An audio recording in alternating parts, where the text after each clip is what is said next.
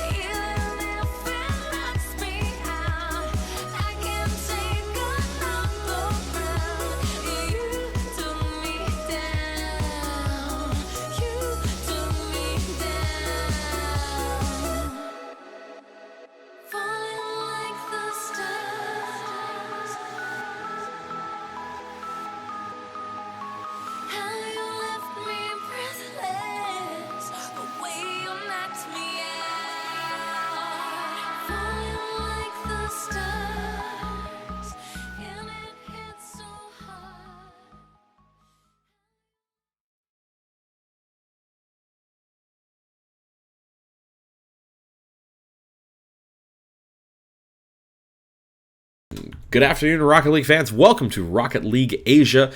Here we have the Community Cup number 13 3v3 action coming at you live from the best players in Southeast Asia and Japan. My name is Inanimate J. You can follow me on Twitter at Inanimate J. In the booth for me tonight, partner in crime, back in the casting booth here in Asia for the first time in what feels like forever. It is Agony RL. Agony, how you doing tonight? Well, forever's a long stretch, but I think I might go, 2 months now? 2 months I haven't been here for RLA? Been a while, man. It's been a while, I'm not going to lie. Well, I mean, I know a couple of times it was because, practice ran until 12:30 and I just got home from work. But, hey, RLCS is over for us, so we're able to cast tonight, sadly. But, a lot of Rocket League for RLA. I mean, you've been talking a lot about this recently, and hopefully it does not disappoint. Yeah, the region has been coming along quite a bit. Looking at the brackets tonight, not seeing the usual suspects. No sign of Realize and Dore tonight. I did see Namoto on a roster somewhere, so there is a Japanese presence here, but not the usual dominating field that we've seen in the past. Up for you first, the upper quarterfinal match between Vicious and Mechanically Disabled. Mechanically Disabled, actually THE, one of the THE rosters in disguise. Tasty T with Sora and Rin up against the Vicious roster, which should be, as I'm just checking my players in here now, that would be Ricky, Easel, and... well, that's Sama in here, but they're actually not on the roster for the team. Uh-oh. Yeah.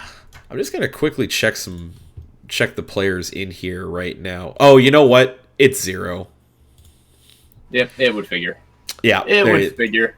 Yeah, Meme Lord himself is in here, just changing his name as usual. So no problem. We've got the teams in here ready to go. We're ready to go here. So our lobby manager, Jagonator, can give them the signal to bounce on into game. We'll have this best of 3 coming up for you shortly.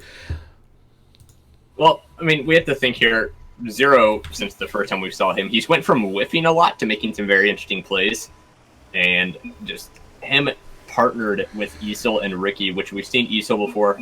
You might have seen Ricky before, but hey, I haven't been here in a while. From what I remember, this could be a pretty solid lineup, just going off play styles. Haven't seen Ricky or Easel, to be honest. Normally their roster for these events consists of the Optimistic Noob and Misty, but Easel's going to pick this one up right off the hop. 4 seconds in, we have our first goal. Yeah, I mean, especially with the Easel off that faced off, you have to watch these shots coming quick. Tasty not able to get up in time.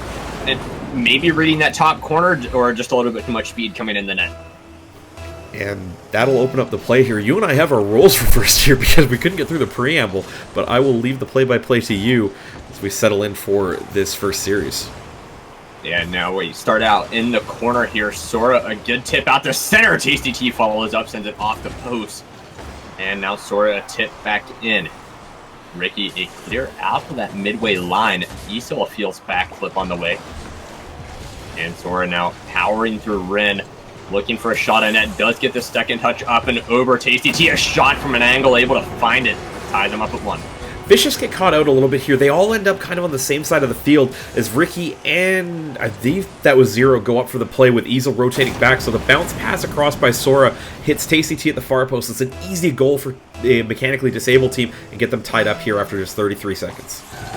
And it's going to be interesting going forward if they can find that go-ahead goal again, but Vicious has to be careful here. A little bit of rag coming on Licky.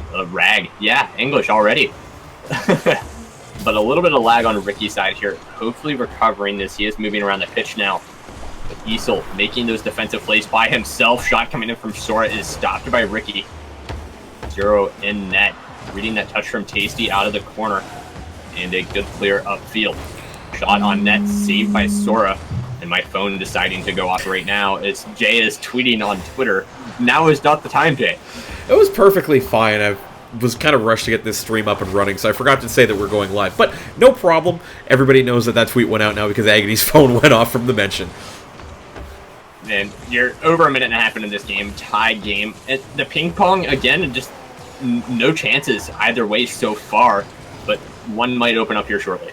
Tight midfield game right now. Both teams are getting pretty good touches in and out of their zone. So it's going to come down to who makes the first mistake and if it goes punished or not. We'll see as the Vicious squad tries to set up a big opportunity there, just not quite coming off for them. Yeah, and that mistake was on top of Ren in net, jumping under that one. No capitalization. But Vicious back on the counterattack again. All three of them in the same location. Pretty dangerous. The Easel misses one off of the wall. Now back out to the same wall. Ren there gets one out with Sora. Not able to pick up that dribble before Ricky comes in. Good flick out to center here. This is dangerous. Ren a tip away to the backboard. Now rolling out to the midway line. Ricky challenges, not able to get contact. And we're at the halfway mark now with the Easel. Throwing it through the midway line, countered by Tasty. Zero, a weak touch. Could be punished here by Mechanically Disabled, but not able to get it to the front of the net. And it's back the other way for a strong counterattack from Vicious. They've been on the prowl all game. A lot more pressure from Vicious here in the offensive end. The thing that they're doing really well right now is holding that play at midfield. When they get setups like that where Mechanically Disabled just don't get a great clear, they're on top of it. In this case, it goes back into their own end, and they're first to the ball and look to set up another breakout play. And they're also wasting just a little bit of boost to get back to the ground after their aerials. But nonetheless, they are keeping that boost management alive. Good touch by Tasty T there to get it deep into the end. Sora shot on that top right does go off the bar and in. They're up by one. It's a good play by Tasty T. Actually gets two defenders to bite as he flicks it over top of both Easel and I believe it was... I'm not sure because I saw Zero in net there, so it was the third member of Vicious there that gets caught out at midfield. It's just a great relay ball that goes downfield, sets up Sora for that go-ahead goal. Now it's up to Vicious to get that comeback. Good pass out the center here. Zero not able to get up in time. And a 1v3 back the other way as Ricky gets the 50-50. Now Zero back on rotation. Able to get it up for a dunk on Tasty T. Dora into the Vicious end. Pinch out to the corner. Minute 20 left to play here in game number 1. Vicious not able to find any pressure out of their own end. As Ricky finally finding his way past the midway line, only for it to be sent right back in. Ren into the box. All three of Vicious defenders out for that one. Good pass from Zero, though. Big dunk here for Tasty T. That goes to the bottom left where Ren will confirm that goal. They're up by 2. And I thought this was going to get by, but Tasty T actually makes contact, just flicking the ball beyond Easel as he comes in for the demo. Rin doesn't have to hit that one, does anyway, because why not? And it's 3-1 now with a minute left to go. In competitive Rocket League, as long as it gets in the net, who really cares who scored it? And now Mechanically Disabled put up to the task of holding the lead for 53 seconds, putting Vicious back on their heels. And it looks like they've done just that. Not able to get out of their end for the last minute. Ren putting one back in. Easel stopped by Tasty T on the wall. Zero, a good clear away. That boomer stopped by Sora. And a shot from Ricky goes high off the backward. Easel up for a touch. Misses that one just barely. And Ren now 1v1 against Zero. Good delayed flick over top. Sora comes in for the demo. Now it's Easel against Tasty T. That one gets stopped. And Sora there to back his teammate up as Zero takes a shot out the backboard and good touch by Easel, but it goes wide. And now back up the wall, countdown underway. Vicious looking like they're losing game 1 3-1 here. And a best of 3 here for pretty much everything except the upper finals and the grand finals. So these games aren't the ones you want to lose. You don't want to give up the first game in a best of 3 because now it means you have to press so hard to win 2 straight games and get past your opponents here. This early in the tournament's not really, I think, where Vicious wanted to be dropping that game. Yeah, I mean, again, best of 3, you're down by 1, you're at the brink of elimination already, and you're only in the quarterfinals. So Zero, Easel, and Ricky have to find a way to get past that point of no return and just maybe come away with a 2-goal lead early on in game number 2 and find a way to hold it. Yeah, the ping pong game just doesn't seem to be favoring them very much right now. They need to try and create some pressure, get the ball into the Mechanically Disabled end, and just work on holding it there to try and break them down on defense. This back and forth just isn't really favoring them right now. Yeah, I mean, you have to think about that pressure here, and they had so much pressure going all the way up to the halfway mark of last game. Need to find a way to get it going early here, but Easel, good backwards save on Tasty T's face-off shot. Keeps him in the game early on. Now Ricky picks up some control, a good pinch out to the front of the net, shut down by Sora, and Easel misses his chance to put that one home. Sora, good counterattack, gets bumped back out the Rhine. And Easel again recovering, putting the ball into the corner. Tasty T, a great boomer away, good second touch here, dangerous area. Sora, a misread off the backboard. Gets it sent into his own end on a dunk by Ricky. Now Ricky, 1v1, does get beat again by Ryan, or Ren, I always say Ryan. I cannot do usernames, Jay, I think we both know that, but a minute gone already here, and the back and forth, most likely favoring mechanically disabled. The ball just seeming to be in the Vicious end a little bit more, mechanically disabled, pressing at midfield, and even when it gets down towards their goal line, they're usually first to the ball, getting it back upfield. Right now, Vicious just need to try and set up a position on defense where they can return that first touch from mechanically disabled before something like that happens, as Tasty T drops a great shot into the net. Well, there was a mistake by Zero in front of the net here. He started moving forward before he jumped and then messed up the quick jump, just not able to get to it in time. It's unfortunate there, and it opens up the scoring here for mechanically disabled. Up a game, and now up a goal in Game 2. Yeah, back to the face-off here. 1-0 down. You need to find a way to get a face-off goal. That kind of touch from Zero is not going to cut it. Good backwards pass there from Easel. Ricky not in position to follow up on that. Easel comes out of the corner with boost. Good pop over to Zero. And both of the Vicious players turn around on that one. No pressure on the ball. And a back pass here from Sora goes to Ren. He's past the midway line, stopped by Ricky. Now into the corner. Tasty T on the prowl again. He's going to get it over top of Easel. He couldn't make a play. 50-50 goes back the other way as it's up the wall. And now into the mechanically disabled end. And Ren getting bumped off of that one. Ricky, shot on net, stopped by Sora. And back to Easel. He puts it into the corner. They need to win this possession fight. 2 minutes gone, and they still haven't found the equalizer. They're still just not getting a ton of touches on the ball. They're reacting quite a bit to what mechanically disabled are doing. They haven't really settled in and tried to impose their will on the ball. But Zero comes in. And Zero comes in perfectly, reads this play by Tasty T. It's a bad flick out front, and Sora gets caught looking for it. Zero comes in, drives it into an open net. Easy goal, ultimately. Vicious tie the game up here just before halftime. Yeah, and good communication to keep Easel from touching that ball. And just a boomer. Again, they really needed here. They imposed a little bit of will on that ball, able to find the equalizer. Now they have a chance to bring it back, gain a little bit of momentum. But it's pinched back the other way. Good redirect by Tasty T here upfield. The halfway mark has gone, and now Zero a tip out the center, bad place to put it, and Ren does get a shot on net, saved by Ricky. Zero recovered into the other team's end, get air dribble at the front, good pass there, shut down by Sora. Now Easel on a dribble, gets it into the corner, out toward the box, good 50-50. Ends up going back toward the Vicious end. Ricky stopping that one again. Easel a good touch and needs to get this out the center. He does the 0-0. Good touch out the backboard. There's Ricky, follows up. They're up by 1. Great placement on the shot by Ricky. Follows up the play by his teammates right out of the corner here. It's a good touch by Zero. Doesn't quite carry far enough to goal, but the third rotation from Ricky is great. Drills that shot into net, 113 kilometers an hour. Vicious have themselves a lead. And it's just down to whether or not they can hold the lead.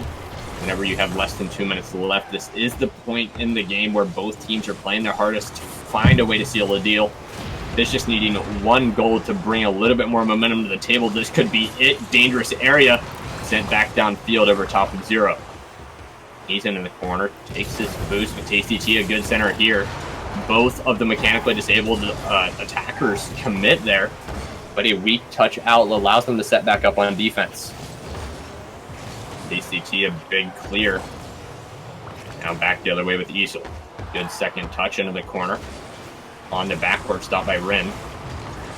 Sora gets dunked on the way out. Third rotation does not come in. Good stop here for Mechanically Disabled. Still looking for that tying goal with a minute left. Right now, Vicious doing a good job of keeping the ball pretty much away from their net. The problem is it's in their end a lot, and they're starting to get a little starved for boost. They need to find a clear, relieve some of this pressure. With only a minute to go, they can buy themselves that time to just bunker down and hold on for this win. And it's going to come down to Tasty T here in the corner. Try to get that ball out. Does go out to Sora, who gets a clear. And a 50-50 that sets the ball up. Missed shot by Ren there. Tasty T, a good flick in, looks for the second touch and misses. Does come get one on the downswing though. And 0 out with 30 seconds remaining. Ryan to hold the lead again here. Vicious stopping this in the corner. Easel committing into the corner. Could have been dangerous, but Ricky does get a touch away. And an even better 50-50 with Sora. Gonna stop it with Ren as well. This has a chance to kill all the time they need. But Ren, looking for a late second center, was not able to get it. And this one has to come back in now. Not a shot on net that they needed. And Tasty T just kills that one. 1-1 in the series. Vicious coming away with the win. Really solid win for Vicious here. They did what they needed to do, which was get a couple of goals on the board. Then as the game started to progress back into that kind of midfield grind, they did really well to pressure the ball and get Mechanically Disabled a little bit out of their comfort zone and force them to defend more than they did in Game 1. Now they go to a decisive Game 3. Which team comes out on top here? Not really sure, but in a double elimination tournament, it's not the worst thing in the world. But you and I both know it's a long slog in that lower bracket. Yeah, the lower bracket is one of those places to where you get, and if the pressure's always on, you have to find a way to just get momentum throughout like one series and keep carrying it through on to the next 1 or 2 series that you play in. And then that loser's final is going to be the hardest game they play, especially against the upper bracket loser. But, you know, both these teams, very good contenders here to go on to the semifinals of this tournament. We'll just have to find out in Game 3 if Vicious has what it takes to do what they did last game, or if Mechanically Disabled will get some of their mechanics back and be able to find a win. And just a great save by Sora to kick things off here. And off that backboard, there's 0 coming in for a great follow-up. All 3 Mechanically Disabled players out of the play. It's a good play by Ricky to keep that in. Just off the post, and Easel misses the touches. Tasty T tries to get it away. Third rotation from 0 is the one that follows it up and in. Easy goal ultimately with 27 seconds gone. They've got themselves that opening lead. I mean, it's Game 3 here, and you made a defensive play where you commit 2 people to the ball. One goes to get boost, and the other one, you know, just sort of sitting on that backboard boostless, not able to get there. Not a way to counter it, almost getting that one back. But back the other way and run there. But, you know, you get scored on early here, and you committed 2 people that shouldn't have went for the same ball. I mean, the only really good way to fix that would be communication. Yeah, I'm not sure what the comms are like here. And we all know that there's a meme that goes around in some of the Asian team circles that the team communication is nothing but moaning. That's the shout out to the old muffin stuffers there. But you're right, it has to be a communication thing where you only send the one guy to the ball that needs to go. The other guy can be there to kind of cover for that. But really, getting both people committed to that one almost always leads to a shot on goal. Yeah, and now that one there, Tasty T looks like he was out of boost and no one there to support him. Rin just gets the clear off the top of his car and it goes laterally against the boards. It falls for Easel, and as Tasty T, I think he's either out of boost or just rotates into an awkward spot at the near post, leaves that angle open for the shot off the boards and into the net. Down 2-0, game number 3, Mechanically Disabled, yet to find any kind of pressure here. And still not finding that as it's cleared away by 0. Misses his touch. That opens up the board for Ricky here, so he goes to the backboard. And a pinch across almost to the top of 0 there. Sora passed downfield, tipped by Ren off the backboard, followed up. Sora again off the backboard, and Tasty T there sends it wide and into the corner. Ren missing that touch toward the net as Easel sends a boomer downfield. And a 50-50 from Easel sends us to a dangerous area. Cleared away by both of the Mechanically Disabled defenders. 0, a good counter into the corner again. And then Ren a pinch away, almost cleared by Tasty T, but he gets dunked. 3 minutes left to play here. Mechanically Disabled. No pressure, having issue clearing the ball. Right now, they're going to get this downfield, but there's that opportunity where all 3 players took a shot on goal a little earlier. The last rotation by Tasty T was a little disappointing because he rushed in on the aerial, just slammed that one high off the crossbar.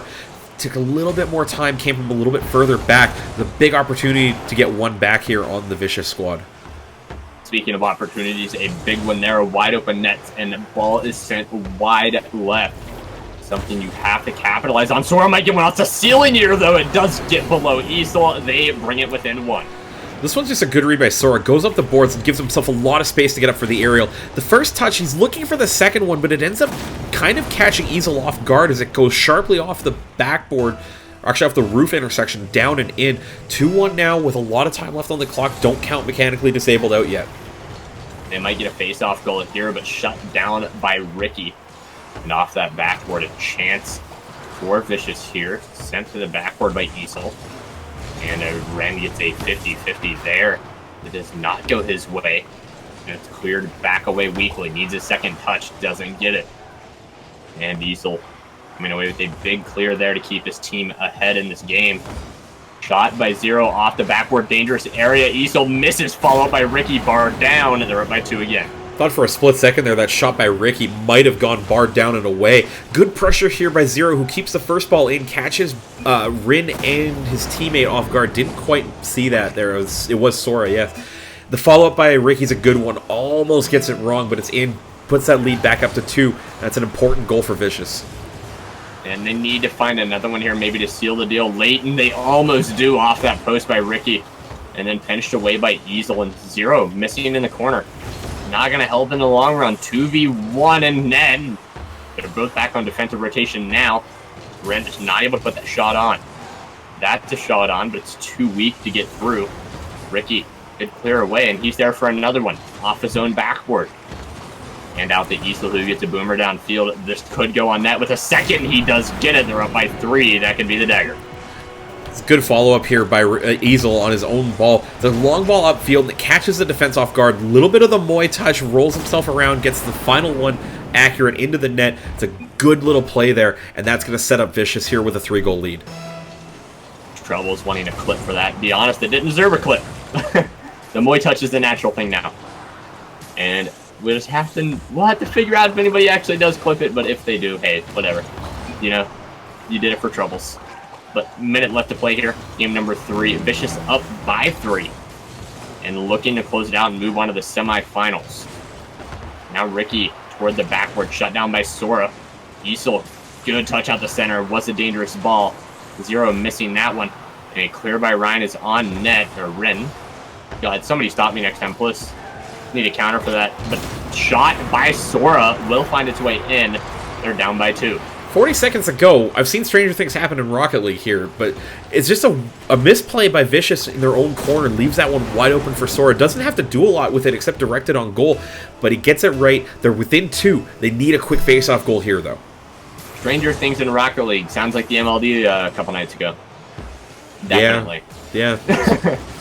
But, I mean, Vicious, they are holding their own. They're still in the lead by 2 with 30 seconds left now. They score a goal here, or they just keep pressure in the other team's end. Up until that 10-second countdown, there's a pretty big chance they'll come away with it. But don't say anything too soon here as Zero clear away, countered by Tasty. Does go wide, and that gives possession to Vicious. Easel off the wall, pass to Ricky. Stopped by Ren, and it's back into the mechanically disabled end and stop again. 3 seconds left to play. Vicious going to come away with a 2-1 series win here in the quarterfinals. Really well-played game by Vicious here. They did what they had to do, which was come in and force mechanically disabled back into their own end and keep them uncomfortable. They staked themselves to a really good lead there and didn't bend when mechanically disabled found their wheels and tried to push back at them. Yeah, and especially with the way that Ricky came in this third game, able to open up the scoring early on, and then Easel, just a couple of great goals from him. Zero, we're not going to talk about Zero too much. I mean, come on. But the meme lord himself. But again, Vicious played very well in this game. It had really high pressure for the most part, and that's what made them come out with this win. Yeah, and it's a solid win putting them through to the upper semifinals. They'll be playing I Love Yokohama in the second of two semifinals. That one won't be on stream, though. We will be going to our top match in the bracket, Gravity playing against THE. That one will be coming at you in just a moment's time. I'm just double-checking if we have the lobby info. We do. So I'm going to fix overlays while Agony breaks down these two teams. I don't even know these two teams anymore. What are you talking about?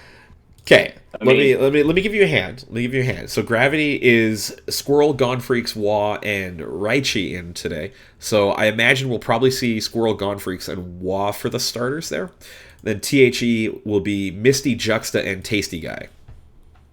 So hold on. God Freaks. Yeah, okay. Gravity wins 2-0 right now. I only have to break it down. That's enough right there. Bold words. Bold words. We shall see if that prediction comes true here while I finish adjusting my overlays here. No problem. Got everything good to go. So we'll jump into lobby here real quick, and then all hell will break loose, I guess. Oh yeah. Well, this is probably going to be one of the most competitive series of the tournament. THE, again, long-standing as being a top competitor for that first, second, and third place spot. And then Gravity, we've seen multiple times go on to the winner's final and the grand final. Yeah, but usually they're up against a team, well, like a Rule the Sky, or the descendants, I would say, of Rule the Sky in Police Psionics, or whatever Realize decided to name his team for the week. But with those players out of the tournament, it's a big opportunity here for Gravity to pick up a win and come away with a little bit of bragging rights for the Southeast Asian teams. Well, and the Southeast Asian teams don't get a lot of love, considering most of the tournament winners for RLA are from Japan. All of the tournament winners, Agony. This is the first. We have not yet had one Southeast Asia winning tournament. This is the first week. Guaranteed. They win the 2v2s. They win the 2v2s. They have done that, but mostly for the CCs, we have not had yet a single. Right, because Realize has won all 12 of them. Yes, and Realize is rolling in cash. Let's not lie to ourselves.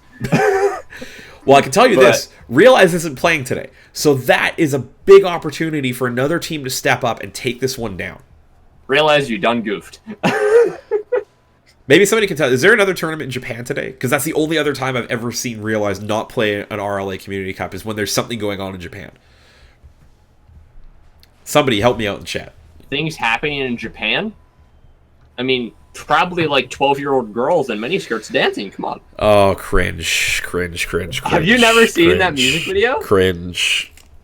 I'm so There cringe. is like a Japanese death metal band. They're all like 12, but they look 20.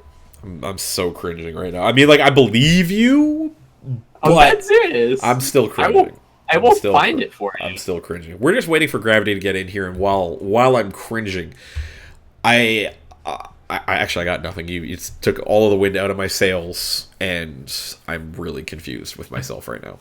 Are you a pirate now? You have sails? Arr, matey. Now I'm cringing. These pilots didn't say "Yar, matey." Casters are 5% meme lord, 3% shouting, 92% alternative facts. No, actually, it's 91% alternative facts. The other 1% is just saying that we get lost on the way to the test. That's only you, my friend. It's only you. So, can confirm Squirrel, Raichi, and Wah. No sighting of God Freaks for Gravity right here. So, we will see if that's enough to get it through THE. Shout out to Crodville in the chat. The original minor league doubles pirate captain is there. Well, he's not the original one. He's the third one, to be honest with you. But we have players in here. We're going to get them loaded in and ready to go so we can get you this upper final right here, right now. Upper semifinal. Hey, Jay. Jay. Yes, Agony? He is Jogi. He is Jogi. That's Laculia. I am Inanimate J. He is at Agony RL. Follow us on Twitter. We will sometimes banter back and forth. But teams are in. We're ready to go. Jagonator can send the flare out. We're good to go here for this best of three upper semifinal. Let's be real. Sometimes banter back and forth. Every Wednesday, 8 p.m. Eastern, twitch.tv/MLDoubles. We do banter back and forth. Every Wednesday when I'm there. When you're there. When I'm there. I see teams in here. Come on. No Jago. Yelling at our lobby manager right now. I feel like Jay, you're yelling. Wow. I feel like you would be that person that's like, you're the professor at a college. You've been there for like 20 years and you speak monotone. So just getting confirmation that we're actually going to be on a split series 1 and we're starting on the wrong one here. So we're going to back out and switch the lobby here real quick, as that wasn't relayed to me fast enough here. So with any luck, we'll have the other lobby here ready to go. So Jaganator is doing his best. Every so often we do get this one a little bit punted, but we'll have the lobby ready to go here probably in a moment's time while Agony and I banter back and forth for another couple of minutes. So when's that RLA merch coming out? You know, I'm honestly not sure. I'm sure once it's out, it'll be on Twitter and everywhere. So keep your eyes peeled. If you haven't already, follow that Twitter account. You can see it right there in the chat, twitter.com/rleagueasia, for all of the updates and notifications when this channel goes live, as well as hit that heart button up at the top of your channel. We love the support. We need your support to keep putting on these great events in Southeast Asia. And be advised, Rocket League Asia may include memes. Memes are not age appropriate. If you are under the age of 18 and watching the stream, make sure you get parental approval. 0.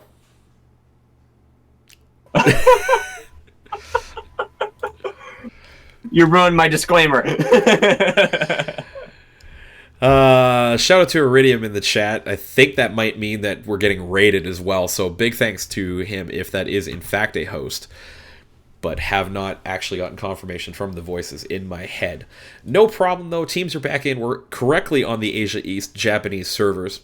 It'll be Game 1 here, Game 2 on Asia Southeast Mainland, Game 3, if necessary, back here in Japan. Teams are in. Casters are in. Should be good to go here. Just waiting for the signal from Jaganator. Confirm Jay hears voices. Jay hears many voices. Usually it's you shouting at me. And Mackie. Can't forget Coach Mac. Absolutely. But teams are in. Gravity in the blue, THE in the orange. Agony with the call. 5 minutes on the clock. Game 1. Ready to go for this upper semifinal. Man, always throws me off. You got the Juxta, the Misty, and the Tasty Guy. You can't forget Tasty Guy. Been around for a while now. But Squirrel, Watt, and Reichi looking to take this one home for Southeast Asia. Been a strong team in RLA in the past tournaments, and a big clear by Squirrel opens that one up. Was a pass to Reichi, but while there, put that one in off the wall. Now Squirrel shot toward the net, would have been wide. Big clear by Juxta. Wide past that midway line into the box and cleared away. Good redirect here from Misty. Now Juxta gonna be following up. Tasty Guy here. Misty overtaking him while back into the THE end. Juxta sends it up that wall, counter by Squirrel. And now Wah big dunk finds the first goal of the game 45 seconds in. This ball gets awkward here in the corner as Misty gets a touch on it, and Tasty Guy gets caught underneath it. Wah reads that well, gets up early, bounces that one off the ground and in over top of the defenders. We have ourselves our first goal 34 seconds in. You know, I have to say this for the For Honor fans in chat. When I think of Wah's name, I always just think of the Conqueror emote spamming. I'm not sure if you've ever taken part in that, Jay, but it's pretty hilarious. Don't have For Honor, so I wouldn't know. You never played the betas or anything? No. No, I just wasn't interested. Man. Rocket League is love, Rocket League is life. Yeah. I mean, Jay still can't air dribble, so it's all good. But we get back into the action here. Already down at 1-0. THE looking to equalize early on. Need to find a way to get a good passing play in the offensive end. Reichi shutting down in the box. Juxta out of his own corner. Reichi gets a 50-50 out to center. Dangerous area. Shot by Squirrel at the near post, and he finds another one. Squirrel lurking at the back post on this one. You can see here, he's the last rotation in as his teammate drives that one out of the corner on a good bounce. All 3 members of THE get beat, so it's Squirrel with the tap in far post. 2-0 now for Gravity, top seed in the tournament, looking sharp here in Game 1. And 3.5 minutes left. Into the corner on the face-off. Big clear. And sent back on the wall by Squirrel. Watt and net a big save to stop Tasty from capitalizing there. And Reichi past the Squirrel, stopped by Misty near the backboard. Now Watt on that third rotation. Shut down by Juxta, who again leaves that one for Tasty Guy. Juxta for a shot. Big drop off that backboard. Able to bring this back within 1. The good play here is Tasty Guy just gets that flick over top of Squirrel. It's up high. Neither player for Gravity is up early enough. So Juxta with that big flat Batmobile puts that one down and in to cut the lead down to 1. And in this upper semifinal, it is going to be hard fought. Gravity needs to find a way to buckle down here. And they are on defense. The Squirrel, a good touch to keep one in the THE end. Sent away by Misty. And a contest by Wah does get beat by Tasty Guy. Misty now win. A good pass out the center. Stopped by Raichi.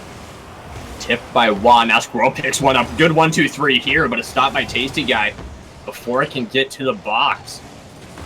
Now past that midway line.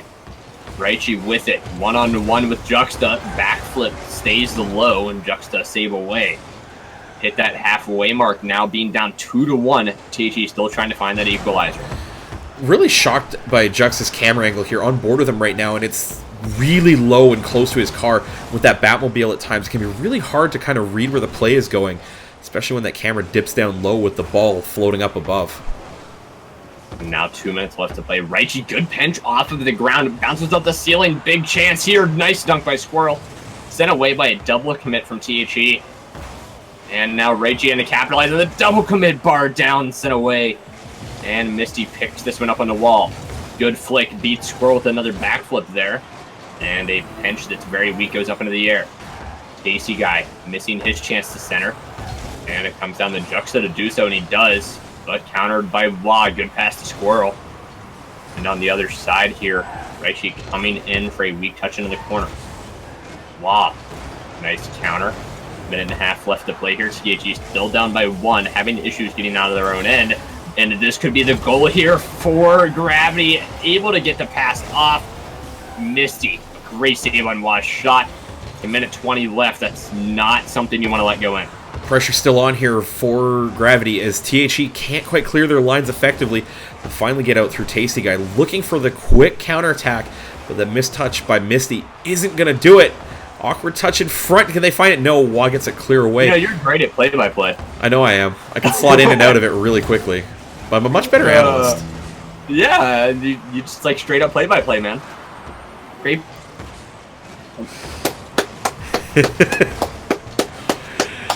The memes are real with Agony. Yeah, just memeing Jay a bit here. But Raichi will get it clear, and it's stopped by Squirrel. Big mistake there, Juxta. Almost able to find one. 30 seconds left to play. Now Raichi sends it out of the box. And wide open net back the other way. No one was on top of that. Juxta gets bumped away. And Tasty Guy, a weak touch in, does recover. Pass out the center. No one there. Squirrel will miss, though. Big bump on Raichi. Chance for Tasty to pass. He tries to, but was there. Now Juxta. Good pass at the backboard, and Misty there. Shut down in front of the net. Another centering pass comes out, cleared away by Wah. Off the wall. Whirl. Toward the backboard. Juxta there to backflip it away. 0-second dream. Now for THE here in game number 1. Good touch to keep it up. This could kill off the wall. It does. Gravity wins game number 1. Really well fought here by both teams. We'll take a look at the ping real quick here because the first game was on Japan, which is always a bit of a struggle for THE. You see Misty with the 180 ping. That's a bit of a struggle there. We'll see how this changes, though, as we move to the mainland and get the favorable ping, at least for the majority of members of THE here.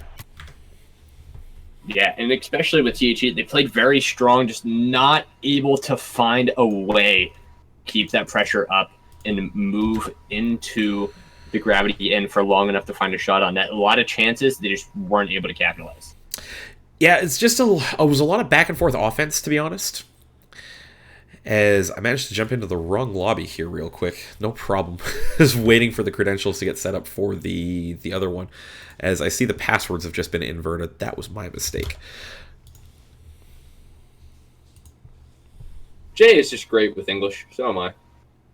Well, to be fair, it's 11 p.m. local time, casting a tournament that is currently 3 p.m. local time. So, no problem. Hold on. 11 p.m. What time is it for me? 2:10. What time did you wake up today? 11? Yeah, I woke up at 6 in the morning. So So what? You have 2 hours less sleep than me? Well, that's only because you chose to go to bed when you did. However, we are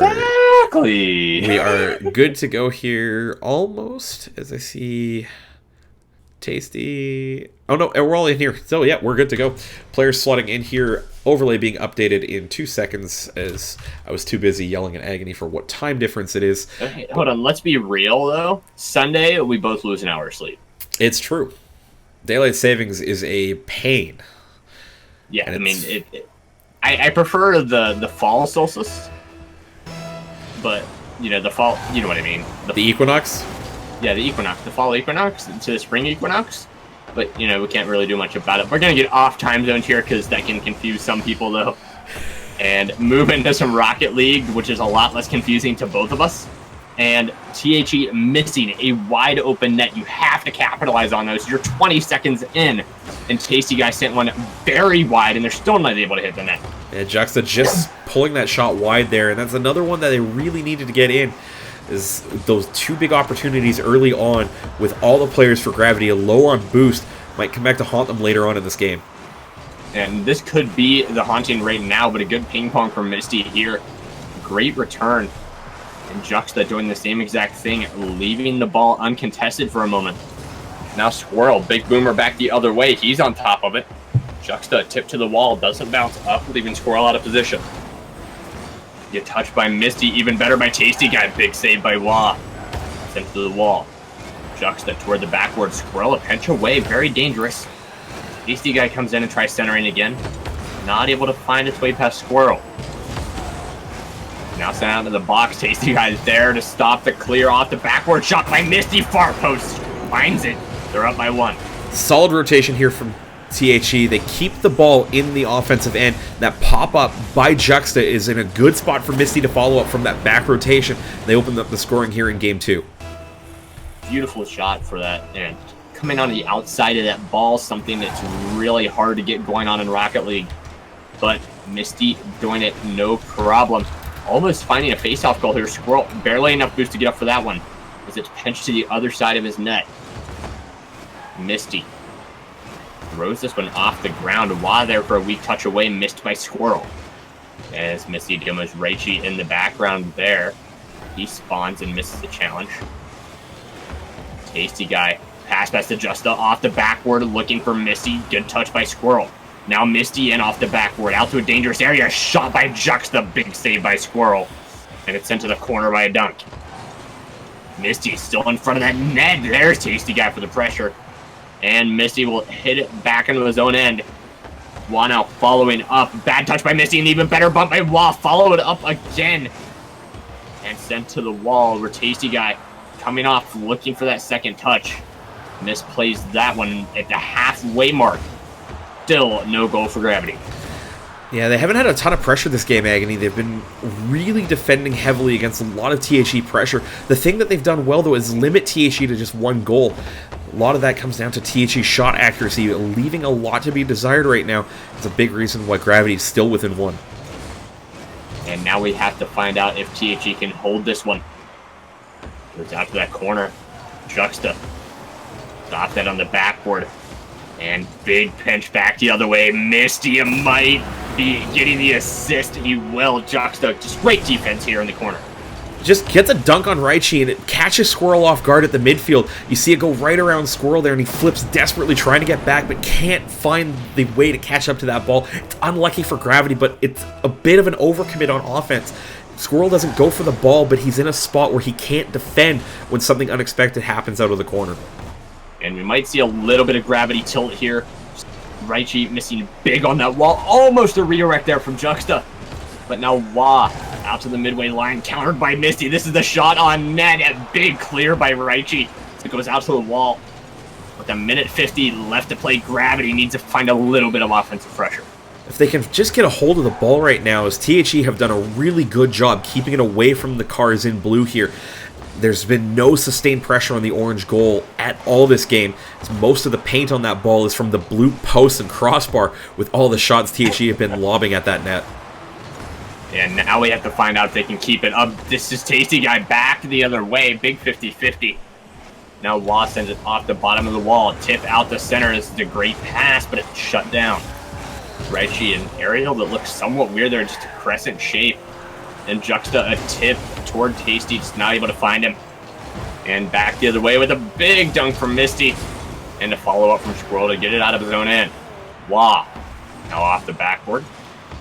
And Juxta past the midway line again. Good touch by Tasty to disrupt that challenge.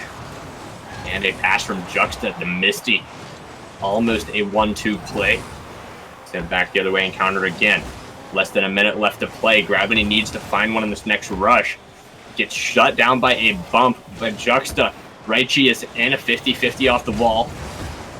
And now back the other way again with a pinch. Juxta still there playing some strong defense.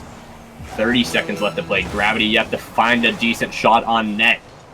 Both their previous shots have been saved, and right there's the man himself, Tasty Guy, stopping a lot of these plays before they even happen. Touched by Raichi right toward Juan. No chance at a redirect there. And now setting back in, dangerous area. 10 seconds left to play. Still down by 2. You need one now for a chance at a face-off goal. Yet to find it.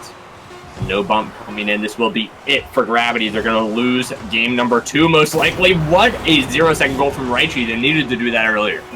Just a little bit too slow there, as there was 1 second barely left on the clock, and it just ticks away as the ball goes in by Raichi. Good effort by Gravity. They do lose game 2, but they get to play game 3 back on the Japanese servers, where they will have slightly favorable ping. Switching over to the Japanese servers is always interesting.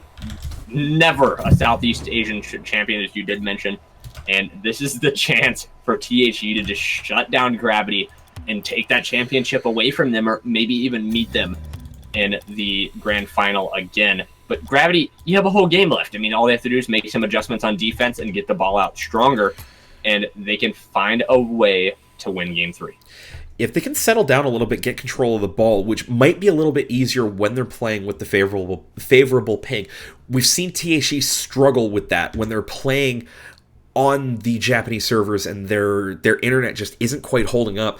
We've seen Misty with like 180, 190 ping there. They just don't have that same kind of comfort level as they seem to do when they're at home under 100 ping. Well, I mean, again, it's somewhat of the same for you, too, as well. If you were to play on EU, since you're on the West Coast, you're over that 100 ping. So it's just an adjustment for them. They're not used to doing it. They don't play on Japan purposely. They try to stay in Southeast Asia. And when they do play against these Japanese teams, that ping can throw them off. And with Gravity being the higher seed, they do get that server preference going into a 3-game series. And it does benefit them. They are used to this, 40, 50 ping. Whereas we see THE playing on 100 to 120, and at that moment, that's when the ball can start lagging around people. Touches can take a second to register, or even just the ball starts lagging out of it as it's traveling across the wall. It can. Most of that happens when the ping gets unstable and the game starts to lose packets on its network connection. If you can get a stable 120 ping, the only thing that you'll notice is that you have to be a little bit quicker to challenges because the game doesn't read your position as quickly as you're normally used to when you're playing on 50, 60, 70 ping. We'll see how this affects the teams here. THE took a bit to get in here. We know that Misty sometimes has an internet switch between playing on the 2 servers, so we'll see if that makes a difference here as we move into this decisive Game 3 for who moves on to the upper finals and who has to fight their way through a few rounds in the lower bracket. We also have to realize that going into a different server and even having to challenge earlier, you also have to think you need smarter touches because the chances of you winning that 50-50 are somewhat low. Especially with the higher ping. So the 50-50 changed a lot. The way you hit the ball changes a lot. How fast you have to do the ball changes a lot. And Gravity on both high ping and low ping are very, very quick to the bar. Well, they did hit the crossbar a lot last game, so I guess I wasn't wrong. But they're very, very quick to the ball. And that benefits them a lot in this type of situation. But we are underway, game number 3. THE versus Gravity. Who do you think would pick this one up there? I gotta give this one to Gravity. We saw how well they played in game 1 on this type of server, but right now they're just kind of fumbling the ball in front of their net, and that's not really the way you want to start if I'm picking you as the favorite. Yeah, and especially coming down to the wire here. Game number 3. You have to win this to move on to the winner's final. And Raichi trying to go for a challenge, but it looks like Wa tipped it over him. And Squirrel has to make a save by himself. And Misty off his own wall. Sends it back to Juxta. Great back pass there. Squirrel shuts this one down. A shot by Juxta. This is rolling in. No save coming from Squirrel. And apparently Jay is going to be casting RLCS. This is an awkward touch by Squirrel here. It catches all of his teammates off guard. Juxta's the one who gets to that one. Squirrel tries to recover, just can't get there. And they get themselves down a goal early here on a couple of defensive misplays. And not something you want to do just a minute in. You're on your home server. You need to find a way to get a goal in. Maybe in a face-off, almost find it. Tasty Guy, a big save. And it's back to the wall. Raichi in his own end needs a strong touch. Doesn't get a big dunk there. Almost a goal for Tasty. But Wa in net, a great 50-50 away. Now Squirrel a touch up field. Tasty sends this one to the side. Squirrel picks up that side boost, looking for a 1v3. He gets it! A huge flick from Squirrel here. They tie the game. Agony voice crack number 1 for the night as Squirrel picks up a dribble, goes 1v3, gets all members of THE to bite on that one. Little spoiler touch to follow it up and in. Gravity have their equalizer. That wasn't a voice crack. That was me going from like mid-tier hype to like very, very hyped in a very short amount of time. You gained 2 octaves? Yeah. Okay, about just right. checking. I mean, if I talk slower and more collected and, you know, all that fun, the feeling goes away. But transgressing here, 1-1, 3 minutes left to play. Gravity looking to move on to the winner's final, looking for a Southeast Asian championship. Can they find it is the question. Tasty Guy 1v2 all the way into the Gravity end, gets beat by the third. And now Juxta looking for his solo play, beats Raichi. Wa is there for the first flick. Tasty Guy off the wall, now followed up by Juxta. And a big one by Misty as that's dangerous. Tasty Guy not able to connect. And that looked like a pinch from Misty and Juxta that sent it wide. Shot by Tasty Guy. What a redirect by Misty. They're up by 1. Oh, this is a savage touch here. Misty gets the first touch across to Tasty Guy, who gets up and drops that one down, and it's a spoiler touch by Misty, not even looking at the net as that one goes straight in. The triple calculated from Juxta on the watch. THE have themselves a lead again. And it's something that you've never really expected out of THE. They're not really that redirecting team, but Misty, a great position on that shot from the side. Squirrel, what an angle. Watt trying to recover and put that one back out the center, but it's Raichi that does so. Now Squirrel is there again and sends it wide in the corner, and it's back the other way. Past the midway line, Misty with it. Now Raichi off the wall, looking for Watt to come up off that backward out to Raichi. Squirrel is there to send it to the side and slow it down. And now it's a shot on that Gravity net just off the bar. Now a backward dangerous area. Good touch away by Squirrel. Almost a wide open net. Tasty Guy back in time. A touch by Misty. Good throw off this offense, but a pass to Squirrel sends it wide. They're trying to feed him in that slot, and it just does not seem to be working. Yeah, right now they just... Oh, they almost give up a goal there, Agony, but... You're right, the possession game right now isn't working for them. They've had a number of opportunities in front of the THE net. They just can't find that final touch to try and tap that one in. It's up to them right now with 90 seconds to go to find the equalizer through Squirrel. This man's a legend. I'm telling you, Squirrel all night has been trying to hit these angles. Yeah, he finally picks one of these off here as all of the THE members are in the same corner underneath him there, so he doesn't have a lot of defense challenging him for that one, but it's a great angle nonetheless, and Squirrel single-handedly dragging his team kicking and screaming towards overtime in Game 3. And Squirrel is being fed. He's getting so many passes from his teammates, and again, just putting shot after shot on net. The man is 2 shots on net right now, but it seems like a lot more. It goes into the corner here while a pass up the center is dangerous. Squirrel is there off the post. Now Juxta has to beat Raichi. He does with an awkward bounce off the bottom of the wall. Squirrel stops one, leaving Wa overcommitted. This will be a pass to Wa, though, looking for the redirect. Gravity not able to get one, but this goes back toward the THE net and off the backboard. Tasty Guy, good touch away. Nice little boot. Now Wa falling back to the midway line. Juxta Flip there, a little bit of a fake calculated whiff by Tasty Guy here as it goes back into his end. And 40 seconds left on the game clock. Tied game here in game number 3 in the upper semi. And Gravity still looking to come away with the championship, but that bar almost letting Juxta have an easy one. But it will squeak off, and Raichi just able to get it out to the half wall. What a bump as well. 15 seconds left to play. THE still on the attack. Good stop by Squirrel. And now Squirrel back the other way. Just misses that one as Wah. A clear away. Shot coming from Tasty Guy. Cleared away by Raichi. This is on net. Misty is there. And it's Wah. Put it out the backboard. 0-second chance here for Gravity off the bar and away. We're in OT for game 3. Shout out to Zero in the chat. He's calling the 0-second Squirrel goal and almost gets his wish, but overtime is the decision. Next goal wins. Winner stays up. Loser fights their way through the lower bracket. And you're already 10 seconds into OT. Hard one to call. The back and forth favoring no one. Gravity, a lot more opportunities on net. All at the hands of Squirrel. If he overcommits, that could be the death of Gravity. Wah, a pass upfield right to Squirrel, who sends it back across. Sent back in by Tasty. Now Squirrel gets dunked. And it's into the corner. Tasty Guy missing the boost star as Raichi flipping upfield. Touch by Misty. Squirrel, a good bump on Tasty. Gives Wah a lot of time to clear this one away, but it could be a bad touch. As it gets sent back into his corner. Sent downfield by Squirrel again. He gets a huge dunk. This is wide open for Raichi. So he takes it up the wall. Grabbing that side boost. Looking to get a pass out the center. Out the backward. Maybe a double touch from Raichi. Almost on net.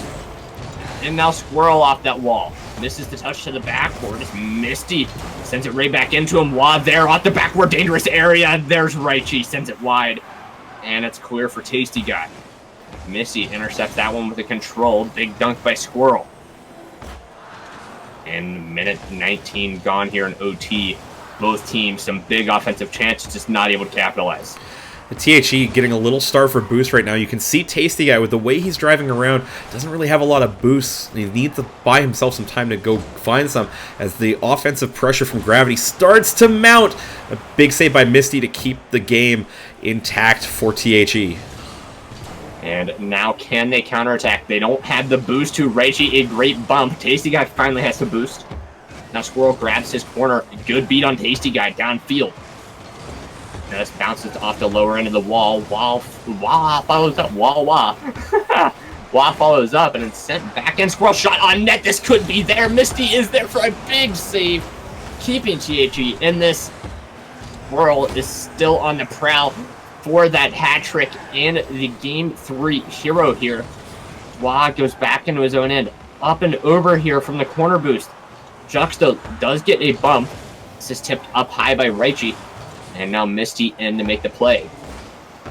2:30 gone here in OT. Maybe going on to a full second game. But Raichi sends it to the backboard. Tasty, a tip straight up chance for Gravity to attack here. Barely missing that 50-50. Sent out, countered by Wah.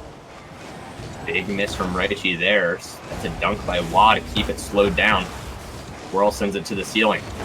Back pass from Misty, intercepted by Tasty Guys. This is a pass to Juxta. Followed up by another pass back to Tasty, and now Misty getting caught up in it as Raichi gives one to Squirrel to clear away. Back into the Gravity corner. Wah sends it up the wall. Misty there to send it back in. This is the chance for THE to counterattack. As 2 Gravity players miss it, only 1 on net. And Wah just patiently waiting near post. As Squirrel gets beat on that back wall, dangerous there. Gravity able to come out of a sticky situation for now.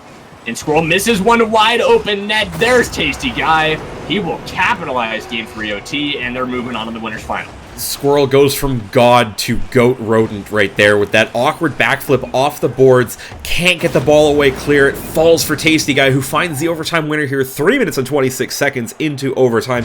THE move on to your upper finals. And definitely one of those games. I did say this would be one of the most competitive series of this tournament. And on Japan servers, THE off host. Juxta, just no. But THE off host. picking up an OT win against the Southeast Asian powerhouse. I'm more impressed by Misty getting a goal without taking a shot on net with that dank redirect. That was something else, to be perfectly honest. It's a shot on net by Tasty. Yeah, counted And- towards his 6 shots on goal there. Yeah, it counted toward that 6 shot on goal, and it just didn't matter that he hit it directly in the Misty spoiler and was able to find the goal that tied this game up and made it, worthwhile watching while Gravity had to try to fight back and get the lead. All right, so we have your upper final set. It will be THE playing against I Love Yokohama. That is the only Japanese majority team in the tournament with Nomoto, Koba, and Raid. So this one is going to be difficult for THE, especially because they will have to play on the Japanese servers. Now, I'm just going to double check the bracketing here. They might have... And they do actually will have server advantage. So this will start on Southeast Asia. We'll move to Japan for games 3 and 4. And then game 5 back on Southeast Asian servers if necessary.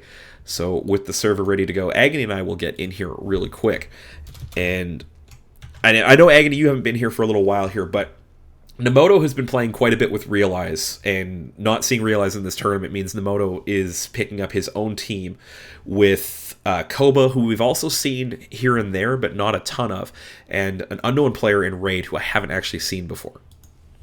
Well, I mean, Koba, we have to be honest, mechanically wise, he is a very sound player, not the best, not the worst. He's very mediocre when it comes down to his mechanical skill. But positioning is where he will be lacking, especially with the Moto, who's very aggressive to the ball and very, very mechanical in the way he plays and just very smart with his touches. But Raid, as the dark horse here, we have to figure out what he can do in the first 1 or 2 games to know if I Love Yokohama would be able to come away with this winner's final win and move on. Well, we do know that Japanese teams have a significant winning record in Rocket League Asia events, to the point where one player from Japan has been on the winning side of literally every 3v3 tournament. You might know him, his name is Realize. That being said, he's not here tonight, so it will be up to his countrymen to carry on the winning ways for the Japanese Rocket League scene, or will we see our first Southeast Asian winner? Time will tell, because this is only the upper finals of a double elimination tournament. And, Roku and Roku Billy in chat not agreeing. Well, I think he's talking about not agreeing with what I said about Koba. And, no offense to all the players. I think everybody should understand this. Anything we say about a specific player should be taken with a big grain of salt. Especially things Agony says. And you said some interesting things about players too. Don't lie to me. It's true. It's true. But, I think what it comes down to the point is, I was an analyst for 4 months. You've now been an analyst for around 4 months. And you get to that point in your analysis career in Rocket League where you have to evaluate a player on 3 specific sets of skills: how they mesh with the team, their mechanical skill, and their positioning. Mm-hmm. And you can't really, outside of that, it's just sort of let's take how they mesh with the team, throw that one out. Let's put creativity in.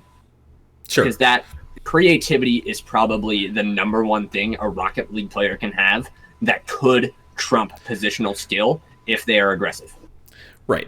But we'll see how this one breaks down. It will be a best of 5, starting with 2 games on Asia Southeast mainland. The teams are in. We're ready to go, just waiting for the flare from Giaganator. And it will be interesting to see how well THE matches up against a team that, by all accounts, will at least be their equal, if not their better, as far as mechanical skill goes. But the positioning and the teamwork will remain yet to be seen. Well, we know Juxta, Misty, and Tasty Guy, at the end of that Gravity series, they were looking for some very interesting plays downfield, passes to each other, little redirects, just little touches to throw Gravity off. And if they can continue that into the I Love Yokohama series against Nomoto and Koba and, the Dark Horse Raid that we don't know about yet, I feel like that will be their strength to keep the counterattack going and even gain possession and start boost starving I Love Yokohama. Yeah, that's going to be the key. If they can take away the boost reserves from I Love Yokohama, and we know this about Japanese teams, they tend to be really aggressive on that offensive boost. So look for that to happen if the orange team gets the ball into the THE end and start to hold them there for any longer than 30 to 45 seconds. That's when they'll start to break down, and look for that to be a couple of easy backboard shots, probably leading to a goal. Now we are underway with the winners final in Community Cup number 13, if I'm not wrong. No, 33. No, 13. Where am I at? 13, my friend. 13. Yes. Okay. So Community Cup number 13. I wanted to make sure I had that right because I have not been to RLA in a while. But this is the winners final. I Love Yokohama versus THE. And I Love Yokohama, Nemoto living up to his name, scoring the first goal. Koba, really good control out of the upper half of the back, or the sidewall there, excuse me, falls down right in front of the THE net. Nobody can get across that in time, so it's Nemoto first on the spot, and that's that high pressure we talked about from Japanese teams. They're in your face early, and 17 seconds gone. It's already a 1-goal game. Got to give a shout out to Chrome in chat. How you doing, man? Welcome to the stream. But we're getting it back to the gameplay here. Only 30 seconds in, Yokohama up by 1 already, and looking for that second, but Misty has other things to say about that. Cleared away by Koba, though. Good shutdown there. Nice touch to the other side. Nemoto a follow-up. This bounces high. Missy sets it back to the ceiling. Tasty gets beat by Raid. Juxta, a pinch down the wall, does beat 1. Countered by Koba. Off the wall, Juxta is there. Keeps it in the corner. Trying to gain a little bit of control here. Good backward pass by Misty. This could be dangerous, even though the demo was there. As they did trade demos periodically. Tasty almost getting demoed by Nemoto again. Now into the corner of the THE end. Misty a big clear away, stopping a shot. Sent to the other side on a 50-50. Juxta gets bumped by Misty. A big shot opportunity shut down by a teammate. And Nemoto 1v1 against the Tasty guy. Does beat him. Juxta throws it to the backward. Misty almost the redirect from the ceiling. And now Koba gets a clear away, so we are a minute and a half in. And THE is struggling to find offensive chances as Raid, the dark horse, able to find one. Now, this is not what you want against a Japanese team. You don't want to turn this game into a track meet. That's exactly what THE do here, is they get stretched on defense. Raid, with the first ball downfield into the corner to himself, picks that angle sharply and doubles the lead here for I Love Yokohama. And now all they have to do is make sure their defense is sound against this THE team. They have a solid rotation, and they're using that third man to keep the ball in the zone. Tasty out of his own end. Does get it past that third man as Misty. Shot toward the net off the bar. Tasty just a little bit under that one, sends it high. And now it's out to the wall. 3 minutes now passing by on the clock as Juxta gets a boomer downfield. Redirect from Misty coming, misses by a pixel. And now Juxta had to come in and stave that one. Kept it in the end long enough for Tasty to move up as Koba goes to the other corner. Juxta gets it back in. Nemoto gets dunked by Tasty guy. The lead's cut down by 1. Good play by Tasty Guy, caught him just before this play developed. Juxta holds it in well, and it's over all 3 members of I Love Yokohama. The touch by Nemoto going one direction, which is right into Tasty Guy's hitbox, directs it into the goal well, cuts that lead down to 1. Yeah, and now we have to find out if THE can find another one. Almost a face-off goal for Raid. Barely flipping under that pass from Koba. Stopped by Misty. Halfway mark gone. Nemoto puts one back in. He will stay on this one. Good pressure as a shot from an angle is stopped. Now Juxta, big clear downfield to redirect it. Should have been coming, but Misty turned around. Koba, free reign on that wall. Nemoto moves up for a little touch, but Misty's there to stop it. This goes off the backward by Tasty, almost touched by Misty. Koba, a clear away, stopped by Juxta. Out of the box, downfield, Koba. Pass to Raid, back out to Nemoto. He sends it back to the wall. Juxta just double jumps over top of that one. Nemoto dunked by Tasty, and it's back in from Koba. Minute 45 left on the clock. THE struggling again to find offensive chances. Yeah, but only... Oh my! What a double tap by Raid. to say only down by 1, but then Raid does this off the backboard, off the underside of his car, catching all the members of THE in the corner or flat-footed at the near post, and that restores the 2-goal lead for I Love Yokohama, looking really good to take game 1 here on an unfavorable server. And now to find out if the Japanese will reign supreme again in RLA. They're on a good path to up by 2 late in the game, but Tasty does beat 1. Wide open here for THE to get some offense rolling. Misty out of that wall. Oh, man, out of the corner. Send it out center, and now Jux to get stopped by Nemoto. Need to find a shot on net here. No one from THE is there for the shot. Misty might be able to find one, though. Good touch. Past Nemoto. And Koba beating Tasty guy in the corner. Nemoto, all he had to do was wait for that backward touch. But Raid will come in and get a dunk. Now it goes through that corner out the wall. Juxta in his own end. Under a minute left to play. Needs to find a goal now. Looks for a second aerial touch. Does get it. But a 50-50 does go back the other way. And off the wall. See Koba here in his own corner. 35 seconds left to play. THE not able to find a shot on net just yet. And Misty, a shot at his own net, rolls up the post. Very, very close here for THE. And the hesitation from Misty allowed Raid to get another one. Yeah, you called that one right on the dot, Agony. Is the hesitation from Misty just lets Raid grab boost, circle around, get right in front of that one. First touch isn't quite on net as Misty's able to block it, but the dunk is there, and Raid completes the hat trick to put his team up 4-1 with not a lot of time left on the clock. And now it's just up to THE. I mean, you have to look forward to games 2 and 3 to find a way to adjust and beat this solid rotation from Yokohama. And if they can't do that, it's going to be, well, I'll reference something you will know, Jay. It'll be us versus forward in the winners bracket. And they just won't be able to find a way past Yokohama's rotation. Yeah, the big thing for them right now is going to be putting the team under pressure, and I think Juxta thinks we're having a server change right away. We are staying on this server for the moment here, but it will be I Love Yokohama taking this one down. As the players, I don't think, got communication quite yet from the lobby manager, as it is a best of 5 in the upper final, so it is games 1 and 2 here on this server. So we get the players back in here, as I think we just forgot to mention that to them, but no problem. It is what it is at this point, and Raid coming up big as the wild card, I'd have to say, in this matchup. Yeah, I mean, he made some very, very strong touches, but that double touch, and we have to talk about that, and the mechanical skill you needed to even follow that up and read that and then get your car in the right orientation is so high on the Rocket League skill set. I mean, you know, you, me, and Mackie are just now starting to get good at it. You're starting to come along, and it's something that you have to practice at every day for at least an hour or 2 hours just to start even getting the reads for it down. Well, the thing for the South Asian scene more than anything is just playing with consistent rosters. And for the first time in the last few weeks now, I think maybe a month to a month and a half, we've started seeing the teams come together and actually set rosters up and be able to practice and continue to build that chemistry and that team play. Whereas for a lot of the winter months, we really saw teams as pickup rosters for the majority of tournaments, and it was a big reason why the consistent rosters that did come out of Japan had such a strong showing week on week on week.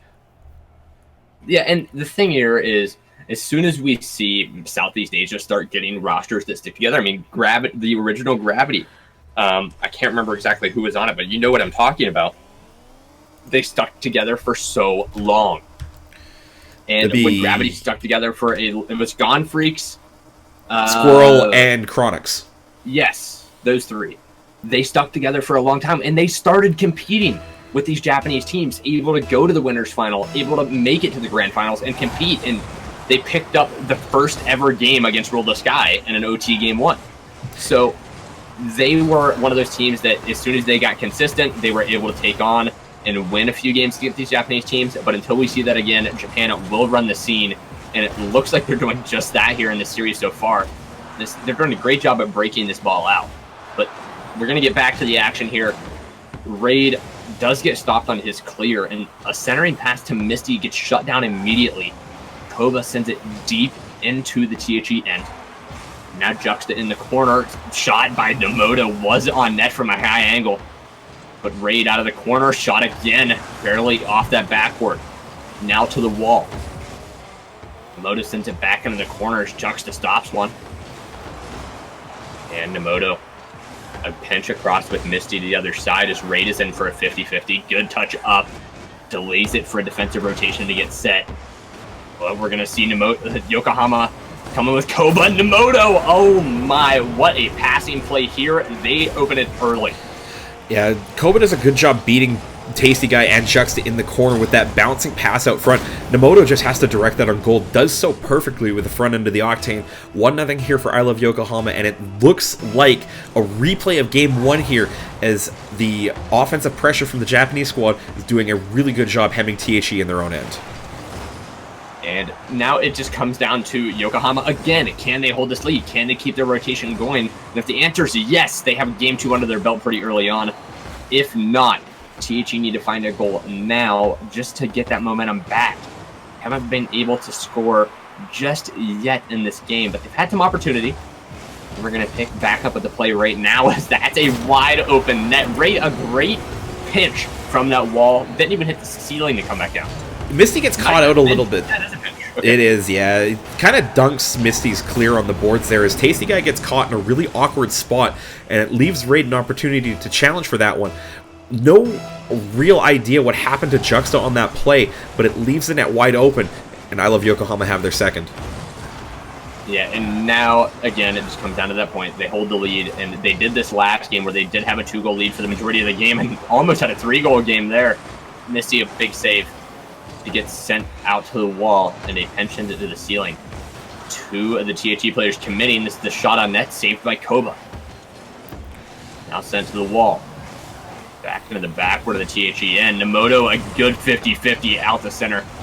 Tasty, a flick that you don't want. There's Raid looking for the double, not able to get it. Koba's there to cover for him.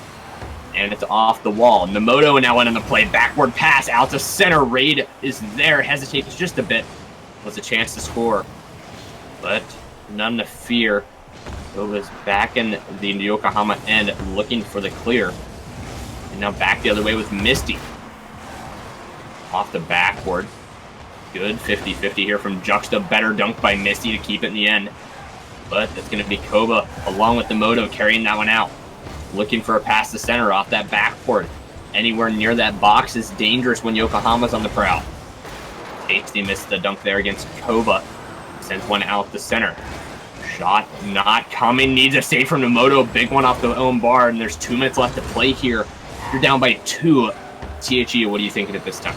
Well, the thing that's letting them down right now is when they get shots on goal, they're really easy for I Love Yokohama to save. And that being said, they just don't apply pressure to the follow-up because the saves aren't big clears downfield. They're soft touches that kind of fall. But without that offensive pressure, they become easy clears because they're able to recover and get that ball upfield. And with that minute 40 left, you have to find a way to get a strong shot on net. That redirected there should have been Juxta throwing it on net instead of just popping it up for Misty, as that gives them time to get set in defense. And Koba, being set in defense, gets a big clear, wide open net. Good rotation by Misty to keep that one out. And they're still in the game, but they need to score on a counterattack. Misty, a touch that is not preferable. Good touch by Tasty to keep the ball away from Yokohama. Pass to Koba looking for the redirect. And that's shut down early on. Good touch by Tasty over to Juxta. Can't get the ball on net again. And now Misty not able to get there as it's sent out of the Yokohama end, and a counterattack is coming. Good touch by Raid with a 50-50. Koba trying to center stop by Tasty. And the touch by Misty out the center. That's weak. And Juxta back on defense gets a touch away. Misty misses that one. Nemoto there. Stopped by Juxta on the center as Koba looking for a back pass. Doesn't even have to hit it for Raid. Goes out to center. And a shot on net. Very strong for Koba. And those are the kinds of shots that THE needs to get consistently, or they're never going to find a goal here in the series again. And the thing that they've stopped doing as the time has ticked away is they've stopped spacing out. You see a number of times where two of them are right underneath the ball, and it's a big example right there.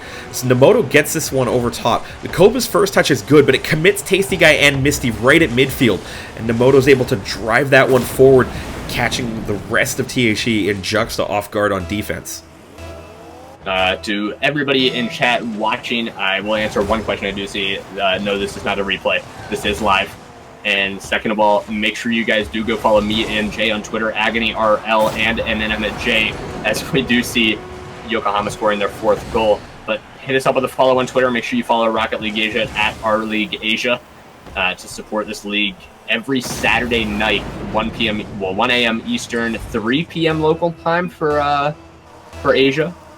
And 2 p.m. Malaysia time is when they kick off the tournament. We usually start to stream around 2:30, 3 o'clock local. Yeah, and if you guys do want to enter, it is on battlefly.com. Players of all nations are welcome, but I do not believe we travel across the pond on server. So if you are from US West and you want to enter a really late tournament for you guys, you will have to play on Japan, which I believe is the closest and the best ping you guys could get. It's true. We did actually have a North American team playing a couple of weeks ago. Can't actually remember who it was. I think it was Boom, to be honest with you. It was Boom. Yeah, I remember you telling me about that. It was Boom. I think that was 2 weeks ago now at the last Community Cup as they were getting prepped for RLCS. But on that note, we are going to go through a quick server change here, folks, as we head to Japan for Game 3 and a chance for I Love Yokohama to sweep the upper finals and move themselves into the grand finals and earn themselves a good little break. Now, question here, do THE bring on the consistency of playing well off host? Well, to be honest, they haven't... They didn't look good in the first game against Gravity. They held it close, but they struggled, and you could tell that it was inside their head a little bit from the get-go. I don't really see the play that we saw in Game 3 carrying forward from the semifinals into this Game 3 here with the way that I Love Yokohama are playing right now. But again, THE, even for struggling in that first game, they came back the third game against Gravity off host and played very strong off host. And I think that we have to just look at what THE can do, and hopefully they can adapt and get back into their own style of play, because Yokohama is pretty much just pulling their strings right now, pulling them out of rotation, making them close up their spacing and boost managing very well. If Yokohama continues that, then this series is an easy 3-0 to them. But I'm not going to call a series against Juxta again, because I feel like he will be able to pull his team through here and maybe pick up at least one game. Now we'll see. The teams are in. We're ready to go. Game 3 coming at you. I Love Yokohama, opportunity to sweep this, move into the grand finals, and THE looking to struggle their way out of this 2-0 deficit, try and bring it back to a Game 4 and a Game 5, hopefully, as they look to secure their spot in the grand finals. And hopefully we can see THE make a run to play against Gravity again in the lower bracket. If Gravity is still around down there, and they probably will be. But we are underway with game number 3. A chance for a sweep here from Yokohama. And Juxta trying to open up the scoring early. Does get saved by Nemoto. Air dribble coming in from Nemoto. This could be a pass. Almost a redirect by Tasty. A wide open net. Raid is there. They open it up early on a big defensive mistake. Nemoto has a great play there as he puts the ball in a spot that commits both Misty and Tasty Guy. Juxta's in the corner and he can't get across in time for the follow-up shot by Raid. 14 seconds gone. I Love Yokohama open the scoring. You want to beat a team that's crumbling, just throw a ball at net. All of them will have to commit because it's that desperation to stay in the series. And again, that will catch a lot of people out. Tasty Guy just did not get a strong touch. And now they have to rely on a good counterattack here to get back into this game. You're down early on. We're going to get back with the play here and see how they do. But that touch not doing anything good for Tasty Guys. He does follow up, and Raid sends it back downfield. Into the corner, Juxta is there. Raid a good stop, and now Nemoto pass out the center. There's a shot from Koba. Looking for a redirect from Nemoto. Double touch in the air. Hard passes to make, and a huge bump by Raid there on Misty. Past the midway line now. Sent to that backward. And now upfield by Misty. Good redirect. Nemoto. Even a better touch to the side to keep that away. But Misty on the attack. Trying to get a ball at the center. Does dangerous, but Raid is there. Actually, it was Koba. He was able to get there very, very early. Tasty gets stopped by Koba. Raid past him. Koba almost a shot on net, sends it just wide. Nanamoto in the corner looking to get one out. He does. Just Tasty guy there. Nice touch away. Misty, a save that's weak. And a follow-up shot by Namoto up high. No boost to get there. They're up by 2. I'm not sure what happened to Jux on this one. I was on board with him, and after he makes that side flip, just dies in net. Oh, it's his controller. Rip the controller there as Misty makes the covering save, but can't follow up. Namoto with the shot 90 seconds into this game puts I Love Yokohama up by 2. Now, I can't remember who it was, but there was somebody in RLA at one point that their controller broke mid-game, and they played the rest of the series out on keyboard. And you might remember that, but I can't remember who it was, and it was probably the funniest thing I've ever seen. But 3 minutes left to play here. You're in game number 3 against Yokohama. You need to find a way to break this Japan winning streak, and THE just cannot do it. Well, to be fair, I Love Yokohama are still going to have to win the grand finals against whoever comes out of that lower bracket. We know that lower bracket is a slog, so with about an hour or so of cooling off, you never know if they're going to catch the team off guard like that. But THE just haven't really looked like they've been in the series, have they, Agony? No, they are totally struggling to find a way to put the ball on net with strong shots and then follow up with it. But as soon as they do that, they have a really big chance to, battle goal for goal with Yokohama. But they need to find 2 in a row right now, and that's going to be very hard to do when Yokohama is playing like this. And that bump was just savage. It was Juxta on his own teammate. We'll go on board with him here as he comes across in a bit of a panic and just slams Misty out of the way, opening the net up for Namoto there. All too easy for I Love Yokohama with the panic setting in for THE here, down 3-0.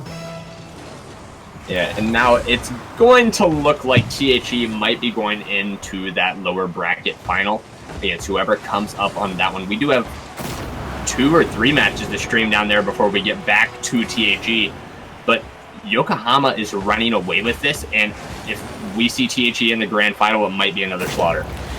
It's all going to depend on how they reset their mentality coming out of this series and getting into the lower bracket. They have a bit of time to wait, as they will be in the final match of the lower bracket in those lower finals. So we'll see how that comes off here. They have a little bit of time to get back into this one, at least bring their morale up. They have to start with getting the ball out of their own end and keeping it out. Well, hey, talking about that right there. Oh, huge goal by Misty to follow back up and try to get back into the game. A good ball by Misty, just picking off the last defender in Raid, who gets caught at the mid-stripe as he comes up to try and challenge that one. The response goal here, they have time to get back in this. We've seen 3 goals in less time than 2 minutes and 3 seconds. The key for them is going to be continuing to do the right things and work out the fundamentals of Rocket League here. Now, the big thing we have to worry about as well is THE has this big problem of, as soon as Yokohama starts getting shots on net, they just turtle inside their net and they play completely defensively, and they're not changing that at all, which seems like it might be hurting their chances to get back into this. Yeah, you're right on that one, Agony. With the way that they start to fall back to net and play really passively, it gives I Love Yokohama the corners to work with, and we've seen with their mechanical skill set, really good at throwing passes right out in front for their teammates to follow up on and get good shots on goal. And a big redirect coming there from Koba. Great pass from Ray, just not able to find the back of the net. Juxta got it clear. Hench back the other way. Followed up on by Koba. Good touch by Namoto. This is a chance for Ray to come in and get that third rotation going. As he does, and this is a pop-up for Namoto. Hench with Juxta goes back the other way into the Yokohama end. Minute left to score 3 goals and take it to OT. But a big clear away off the ceiling. This is on net. That's 5-1. Definitely the dagger, if not just the salt in the wound. Koba just getting this long ball downfield. Juxta looks for boost and then realizes it's coming back towards net, realizes he can't get there, and that's the heartbreaker right there if you're a THE fan, as your team is just unable to cope with the kind of pressure and the shots that I Love Yokohama are getting on your goal right now. Yeah, what a save. I will give that to Misty there. That was just a great little pinch off the ground to get it out. But Yokohama, they played that third rotation so well. We're just going to talk a little bit about that. They have somewhat of the rotation we use, which they have 2 people attacking all the time, but they have that one guy in the back that just keeps throwing that ball back into the THE end. and then they boost manage whenever they do that and just follow through, and THE runs out of boost 30 seconds to 45 seconds flat. And we've seen that with teams like Rule the Sky that are really aggressive to those corner boost pads, and when you're not prioritizing even the pads of boost to try and top yourself up to stay at about the 30-40 range, you will find yourself out of boost quite a bit, and it's a struggle to defend when you've only got, 10, 15, 20 boosts to try and get up to defend that crossbar. Yeah, and especially when it comes down to, again, we'll say this now, Yokohama does move on to the grand finals. But when it comes down to them, they have the rotation style of play, they have the positioning, and they have the shots on net to support going on to the grand finals and winning and keeping the Japan win streak alive. 10 shots on goal for I Love Yokohama. The only shot from THE was the long bomb by Misty that went in. Every ball that I Love Yokohama threw at net was also either a goal or saved by THE. Their accuracy, very, very high in this game. Well, let's talk about something here. 5 shots on net for Raid. THE only had 5 saves. So Nemoto comes in with 3 goals, 4 shots, so they saved one of his shots. But Raid's shots were hard, near the net or on the net, and they were rarely contested. No one was challenging that ball to make sure he could not put it on net. Yeah, absolutely. But congratulations to I Love Yokohama. They move on to our grand finals and have to sit for a little bit, get cold, get some time to get some beverages in them, I'm sure. We'll move on, though, to our lower bracket now, as we have our rounds set and ready to go. It will be Gravity playing against Mechanically Disabled. So 2 teams we've seen on stream in our first couple of rounds facing off for the right to play against the winner of Vicious versus Anatonal. And we'll hopefully get that one set up right now, because I'd love to keep this momentum going. I'm sure you would love to keep this momentum going. Yeah, the hype level with RLA right now is at pretty much an all-time high.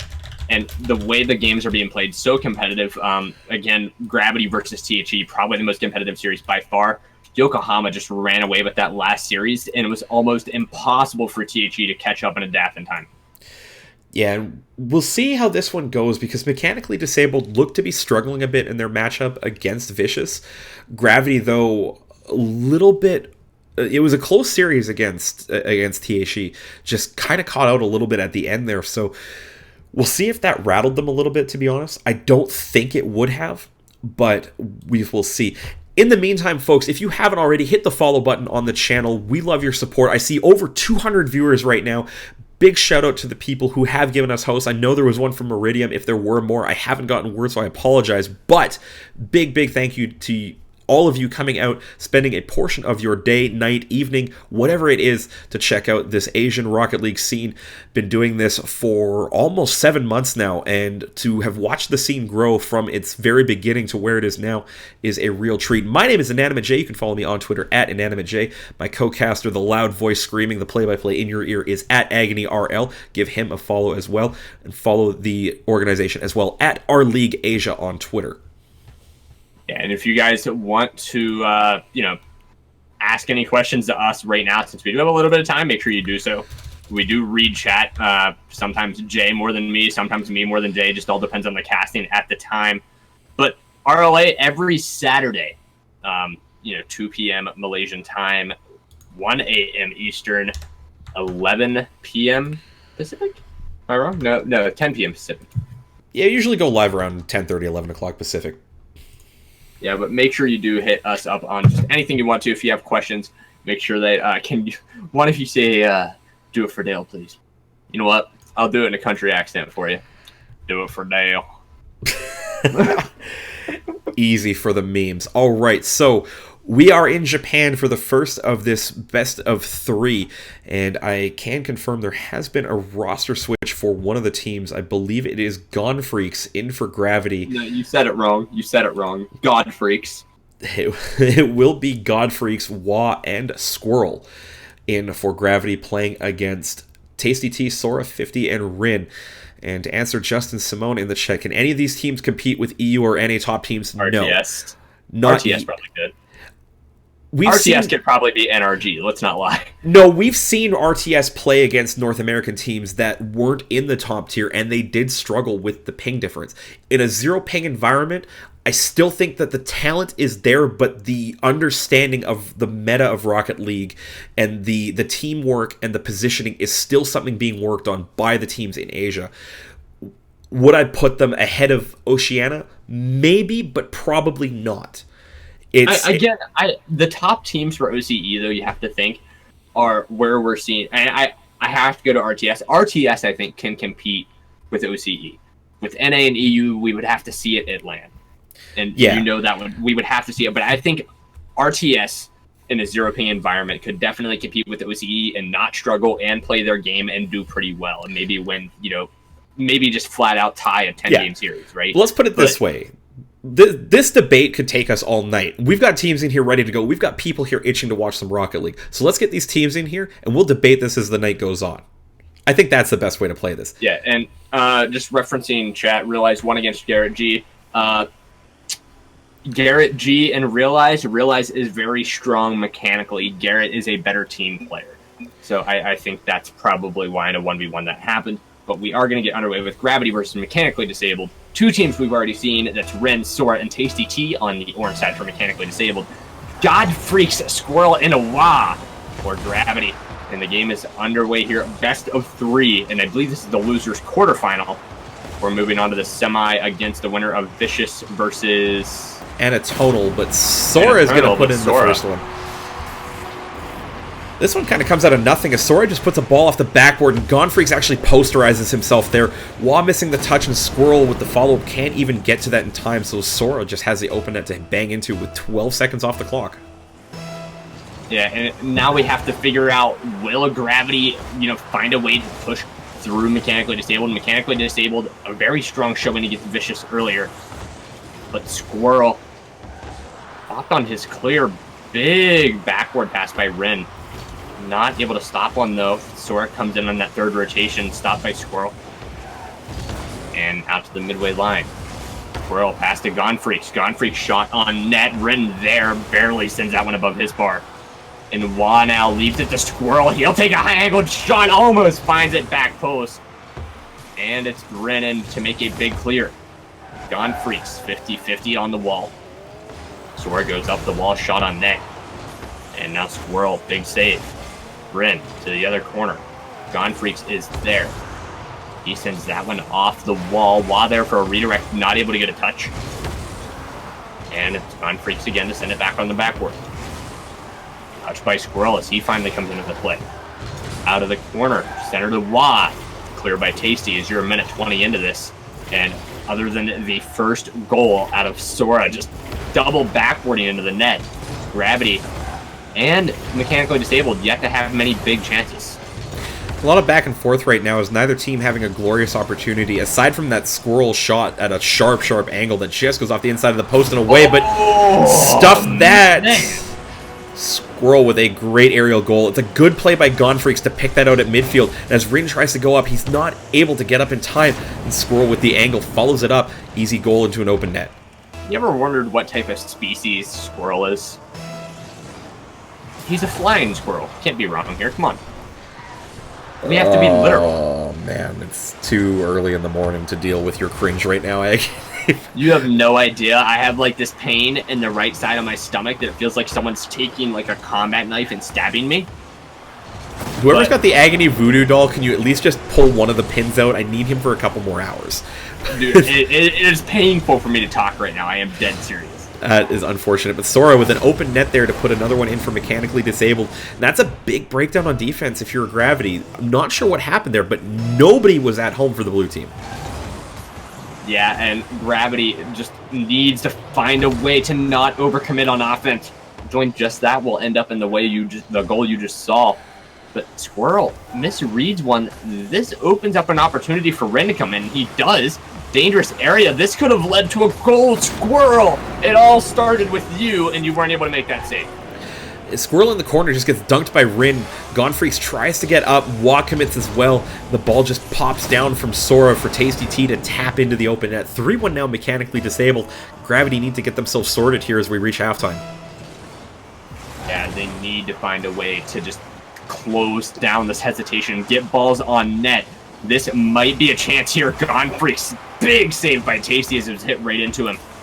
Now Wah out of the corner. Good 50-50 as Tasty T doesn't get a strong clear. Squirrel, a good touch. Gone Freaks a shot on net from the wall, stopped by Tasty before he can get into the box. Now Wah on the wall. Half time is gone. Squirrel for the double, gets it, sends it wide to the corner. Now into the box, cleared away by Sora. This is on net from a distance. Own goal from Waz. That might have bounced away. I think it was actually going to bounce away, to be honest with you. The ball by Sora is a good one. It's a little deceptive off the inside of the post, but you're right, Agony. It's going away, and as Wah gets up to try and pinch that one away, it taps it into the open net and makes it a 3-goal lead now for Mechanically Disabled. And we're sitting in the losers quarterfinals. This is not the way you want to lose if you're Gravity, especially after a strong showing against THE. So you don't want to lose to Mechanically Disabled and then watch them go on to lose to, say, THE. Because then it makes you feel a little bit bad about yourself when you had an OT lost to one of the best teams in the tournament. But Wah, out of his own end, I have to say, we have to say a lot about Wah here. He's overcommitting a lot.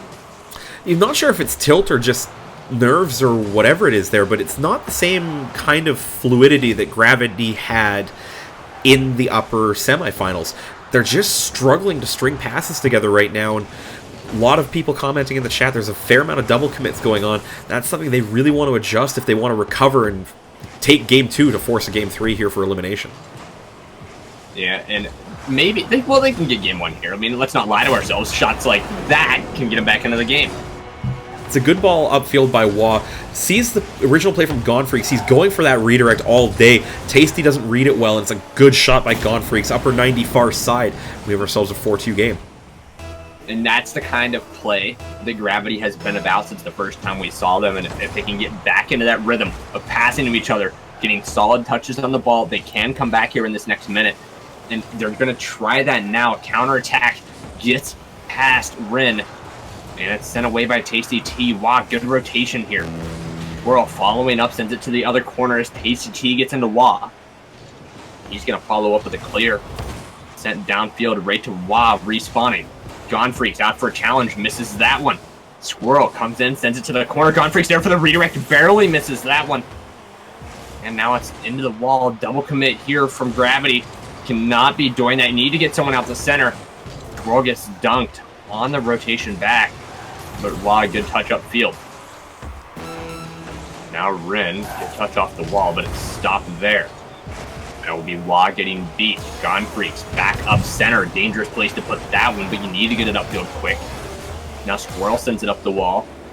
Does get a control off, flips it over top. Wah there for the pass, not able to connect. That was a free goal for him. Now Gone Freaks has to find a way to get the ball in the net in the next couple seconds. It's not going to happen as it's going back downfield.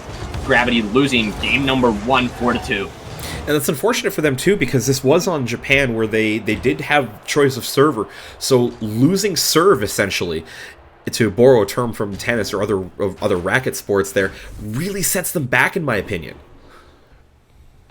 And the really big thing about Gravity is they played a different roster for the first part of this... first part of this tournament. And you get 2 series in with one roster. Their synergy starts going very well in that OT game against THE. And then after that, you go to the loser's bracket, you switch in Gone Freaks, and that can just throw everything off because he's going to come in with a completely different playstyle.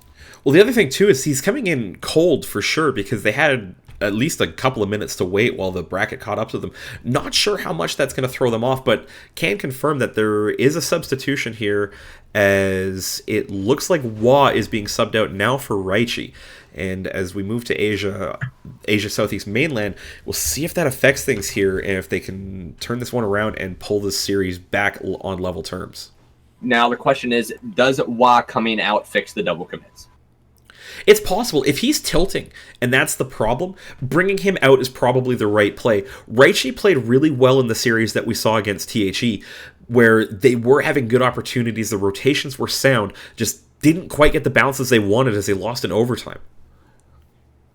Now, we should be able to find a way to, talk Gravity back into this. I mean, they just need to find a way, and I think you might agree, the double commits are what killed them last game. They had 2 goals that just ended up in 2 players committing and the ball going back downfield on a counterattack and being put in the net. Yeah, but that being said, it comes down to positioning not just yourself correctly, but the ball correctly. And when you put the ball in positions that your opponents can just send the ball right back at you, it's always going to be a struggle to react to that because you don't have a plan in mind. You're having to react to everything they're doing, but a lot of that comes down to what you do with your first and second touches of the ball. 1 second here. I'm trying to take a pain pill for the stomach pain.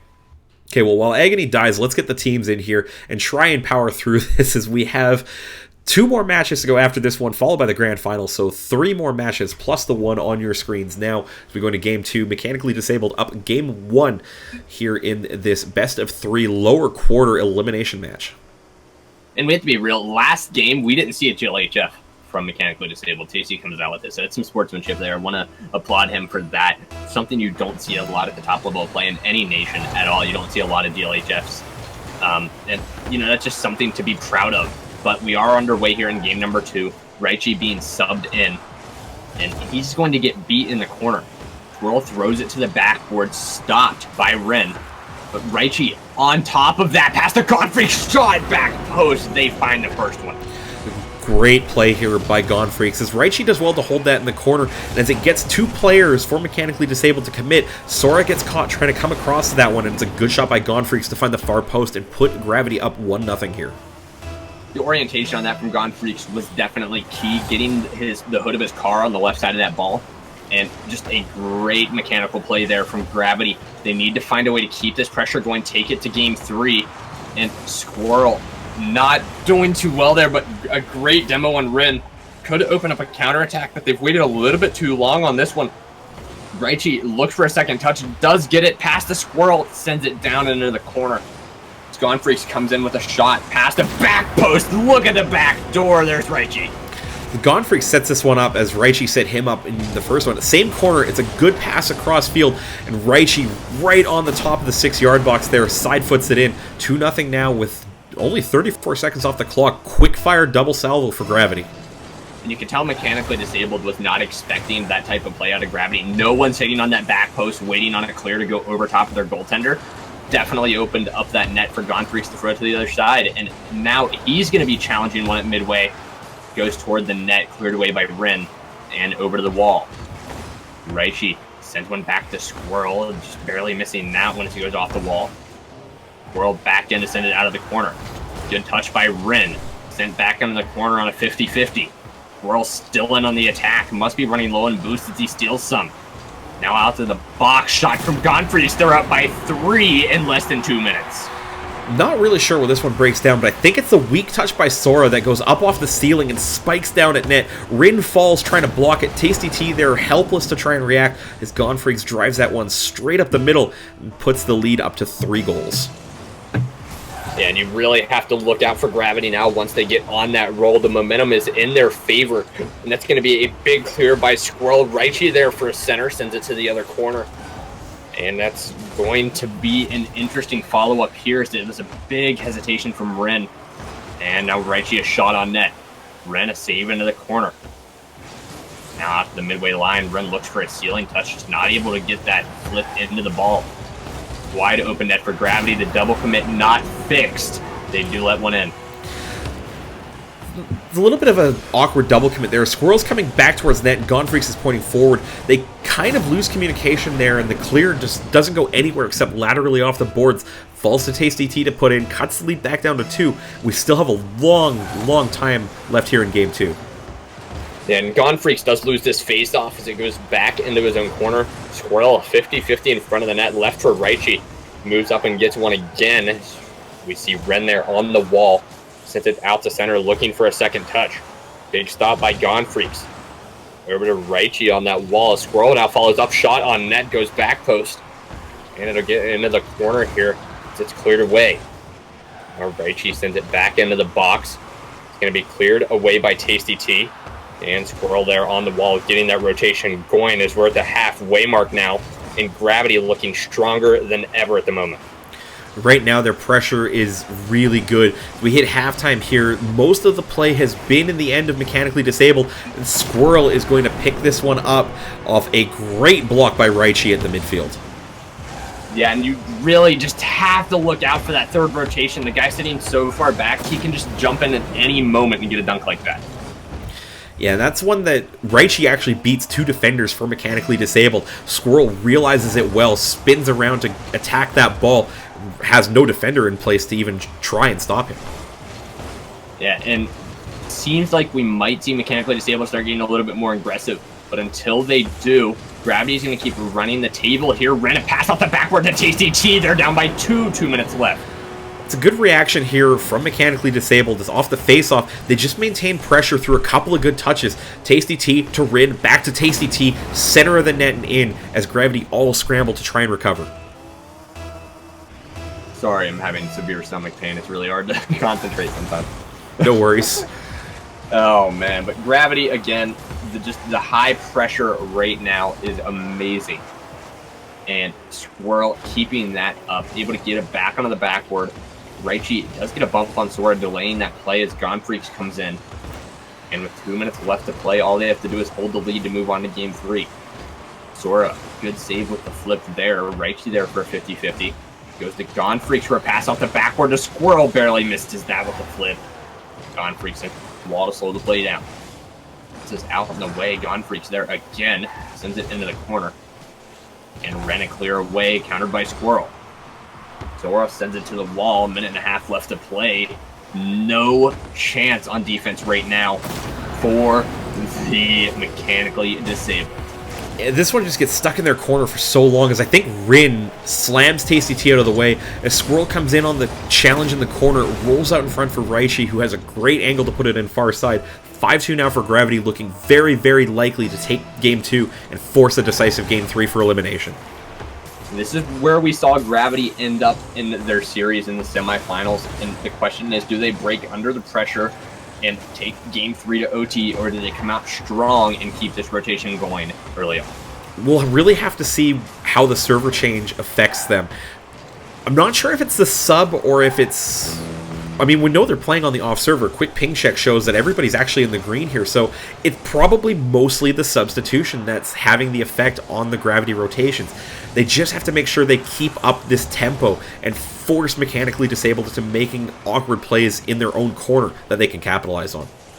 Yeah, but you also have to think about going to a different server. That gives you that just a little bit more time outside of a game of Rocket League, and you can't just ready up and go again. So that could throw off their mental state just a bit, as they have a little bit more time to cool off in between games. And with 30 seconds left, we know that time in between games can throw teams into the abyss. Well, let's see. The best teams will take a downtime like that and make sure that they stay warm. A lot of that is a mental thing rather than a mechanical thing, is the way that your thought processes go through when you're in the game. I mean, you said it best last weekend, where coming down from that adrenaline high is something that's really big. As long as you have a way to keep that mental state up, you probably have a good chance at staying warm. Well, we also have to be real. Last weekend, the adrenaline high was 2 straight 2-0 series, and then a really close 2-1 series. And whenever you start coming down off an adrenaline high, your cognitive state goes from processing, positions of the ball, positions of your teammates, your position on the field, and a split second, 0.1 seconds, 0.2 seconds, to like a half a second of having to think about what you're going to do next. Yeah, and luckily we've got a really great lobby manager. Huge shout out to Jaganator, as always, doing a fantastic job maintaining both sets of lobbies here as we go between the 2 server regions and get us going as soon as possible. Looks like the teams are already back in here. We're good to go. We will bring you Game 3 without further delay here, as winner moves on, loser is out. It's Game 3 for elimination here in the lower bracket from Rocket League Asia Community Cup number 13. I want to call out John Kwando. He said, pray for new casters. I mean, I do too, man. I do too. I feel bad for new casters coming into the scene these days. With some of the venom coming out of the community for certain members of the casting community, it feels bad. And the early Asia East lag, and all the players are definitely feeling this one. We'll see if the server figures itself out or if the players want to reset, but this is a known issue in Asia East. There are occasional starts to games where the server just decides to die for about 10 seconds. We're good to go. Like we have a second to talk just before this gets really, really interesting here. We're not, because there's almost a goal there. But you said you feel bad about new casters coming into the scene. I want to talk about it really quick before we get fully enveloped in the play. I started almost a year ago now. You started probably 6 months ago with the MLD. No, I actually started on this channel 7 months ago. Well, yeah. Well, okay. Well, then I pulled you into the MLD like 2 weeks later. That is correct. But again, new casters coming in, it takes so long to make a name for yourself in any organization, and just any type of any type of play, like what you want to call it. You want to do color, play-by-play, like you have to make yourself known for a specific set of skills in casting and your voice, the way you call it. And new casters have such a hard time doing that because people that watch organizations know who usually cast for that organization, and they like specific casters doing certain things. Can I just say that while we've been distracted, we've missed 2 huge saves at either end, and we're almost 90 seconds in? Yeah, I know, but we had a little bit of time, right? I mean, there's a double touch from Gonfreaks, almost finding the back of the net, and then there's Raichi. Second rotation, almost able to find one there, but you're 3 minutes and 20 seconds left on the clock. Both teams have had some huge offensive chances, and there's another one for Gravity, but it seems like Gravity has not let up. No, the pressure has been almost all Gravity here. Is the opening shot from Mechanically Disabled was a big save at the blue end, but then after that, they just brought the ball down and started hemming in Mechanically Disabled onto their own side. We see it at midfield now. It's still anybody's game as we get closer to halftime with no goals yet on the board. As I have somebody actually just give me a stomach pain tip, ginger ale for stomach pain. I have drank probably about half a 2-liter of ginger ale so far, and the stomach pain is still there, and it's like someone stabbing me. As I said before, double touch? Maybe no, not going to happen. But we're going to get back into the play here halfway through the game, and we barely called a minute of it. And it's off that backward Ren. It sends it back into the corner. Earl looking for a double touch, not able to get it, just Ren sends it away. Gonfreaks now into the wall. Finally gets himself into the play, shot by Raichi on net. Big goal there for Gravity as they have a chance to go away with it. This one kind of breaks down because of the hesitation in the corner. Gonfreaks gets the opportunity to lob that up to Raichi, and as Sora's trying to recover a net, he comes just a half step off the line, and that gives him the wrong angle, really, to try and save that one as it goes off him and back into the net. Hold on, I gotta put something in chat just real quick. But again, that play did break down. I mean, you have to think about the positioning in net. Like, you have to be pointing at the ball, ready to go for an aerial or any type of save at any time. And a double demo there actually lagged my game a bit. Sora does come away with a goal there, tying it up. I'm not sure what happened on this one, as it was a demo by Sora on Gonfreaks, and then a bump on Raichi as well to follow that one up. Sets up the goal here to tie it up. 1-1 now. We're back on level terms with 2 minutes to go, and no closer to finding a winner, really, Agony. Yeah, never closer, especially in this type. But Gravity needs to find a way to get a lead and hold it. They came so far in this tournament just to get to this point and lose in another Game 3. And it's not going to be bad to lose Mechanically Disabled, but they need to find a way to get a goal here earlier on and not worry about it going into OT, because that's when they might break. But Mechanically Disabled, Tasty T does move this into the Gravity end. Squirrel, big 50-50 away as it goes to the midway line. Raichi misses one as it goes to Gonfreak, shot on net, finds it on the near post, just a little bit high. And there's a minute and a half left, they're up by 1. Not sure where the breakdown is here. It looks like Sora just gets caught looking at the near post as he was rotating same side as the ball, and Gonfreaks opens up that shot, drives that in near post. 90 seconds to go here, and Gravity sneak themselves a bit of a lead against the run of play. And we have to figure out if okay, I don't know why, but I just read Sora's name as Scarab for a second. I had to throw that out there. But Squirrel misses the ball, so does Gonfreaks. Almost a goal for Rin. Good recovery by Squirrel to get a 50-50. And now Tasty T gets a 50-50 with his own teammates stopping the play. Sora just trying to challenge, shot on net. Tasty T there to send one away. And it's out to the wall where Tasty T gets it deep to the backboard. Pass out the center. Dangerous Sora there ties it up. Less than a minute left. You know what's funny? I saw the same name tag read as Scarab for a second with a little bit of frame lag. So I understand how you read that one. Great passing play, though, between Tasty T and Sora. Gets the shot right. Puts that into the net. Under a minute to go now. Starting to look more and more like overtime. But you and I both know anything can happen before that clock hits 0. Could be a sign their RL gods want Sora to play a Scarab. Raichi, what a drop off that bar. Big save by Ren. The Gone Freaks was there for the pass, but 2 Gravity players in the same position. Squirrel sends it away. Shot toward the net goes wide. That voice crack did come out just a bit there if you didn't hear it. Now Raichi with no boost gets beat by the mind game as Ren comes back and puts him up. We gotta watch this from Raichi's perspective. He just gets caught underneath the ball as it pinches between Rin and Tasty T. Rin outweights him, and that's a really smart play by Rin as he concede the player out of position. Just waits on that one before flicking it into the net. 3-2 now for Mechanically Disabled, and with time running out, Gravity have to find themselves another equalizer. Yeah, and again, they have to do it quick. They might find it off the face-off here. What a redirect by Gone Freaks. A beautiful pass by Squirrel.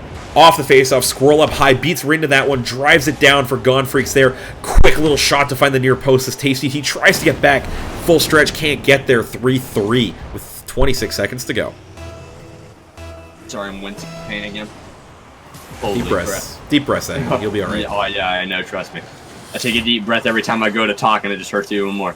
But Gravity, a chance to take this to OT game 3. You don't want to fall out of the series now. Gone Freaks pass out the backboard. Chance here for Squirrel.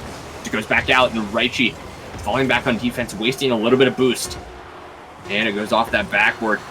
Raichi sends it off the ceiling. Chance here. Gravity almost loses another one. Big save by Squirrel. As he comes away, and a 0-second dream. Right now, Ren sends it wide into the corner. This bounces down. We're in OT. All too familiar for Gravity. Yeah, and they're going to have to find a big game winner here to stay alive in this tournament. Mechanically Disabled, though, also right up against the elimination here. This is game 3. This is overtime. Next goal wins this match, sends somebody packing for the evening, and that's got to be weighing heavily on top of these 6 players' minds.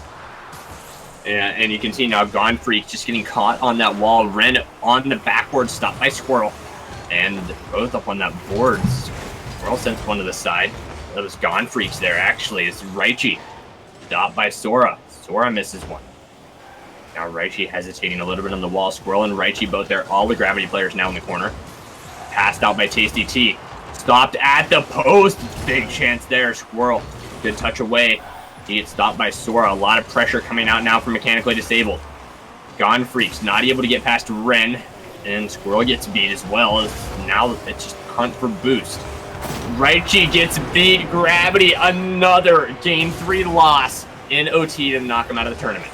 Right on the 1 minute mark here as the pressure finally breaks down Gravity, and as Sora lobs that ball in front, Tasty T gets the angle on the defender in net, and it was Raichi there, not able to block that one out. Mechanically Disabled move on to the lower semi.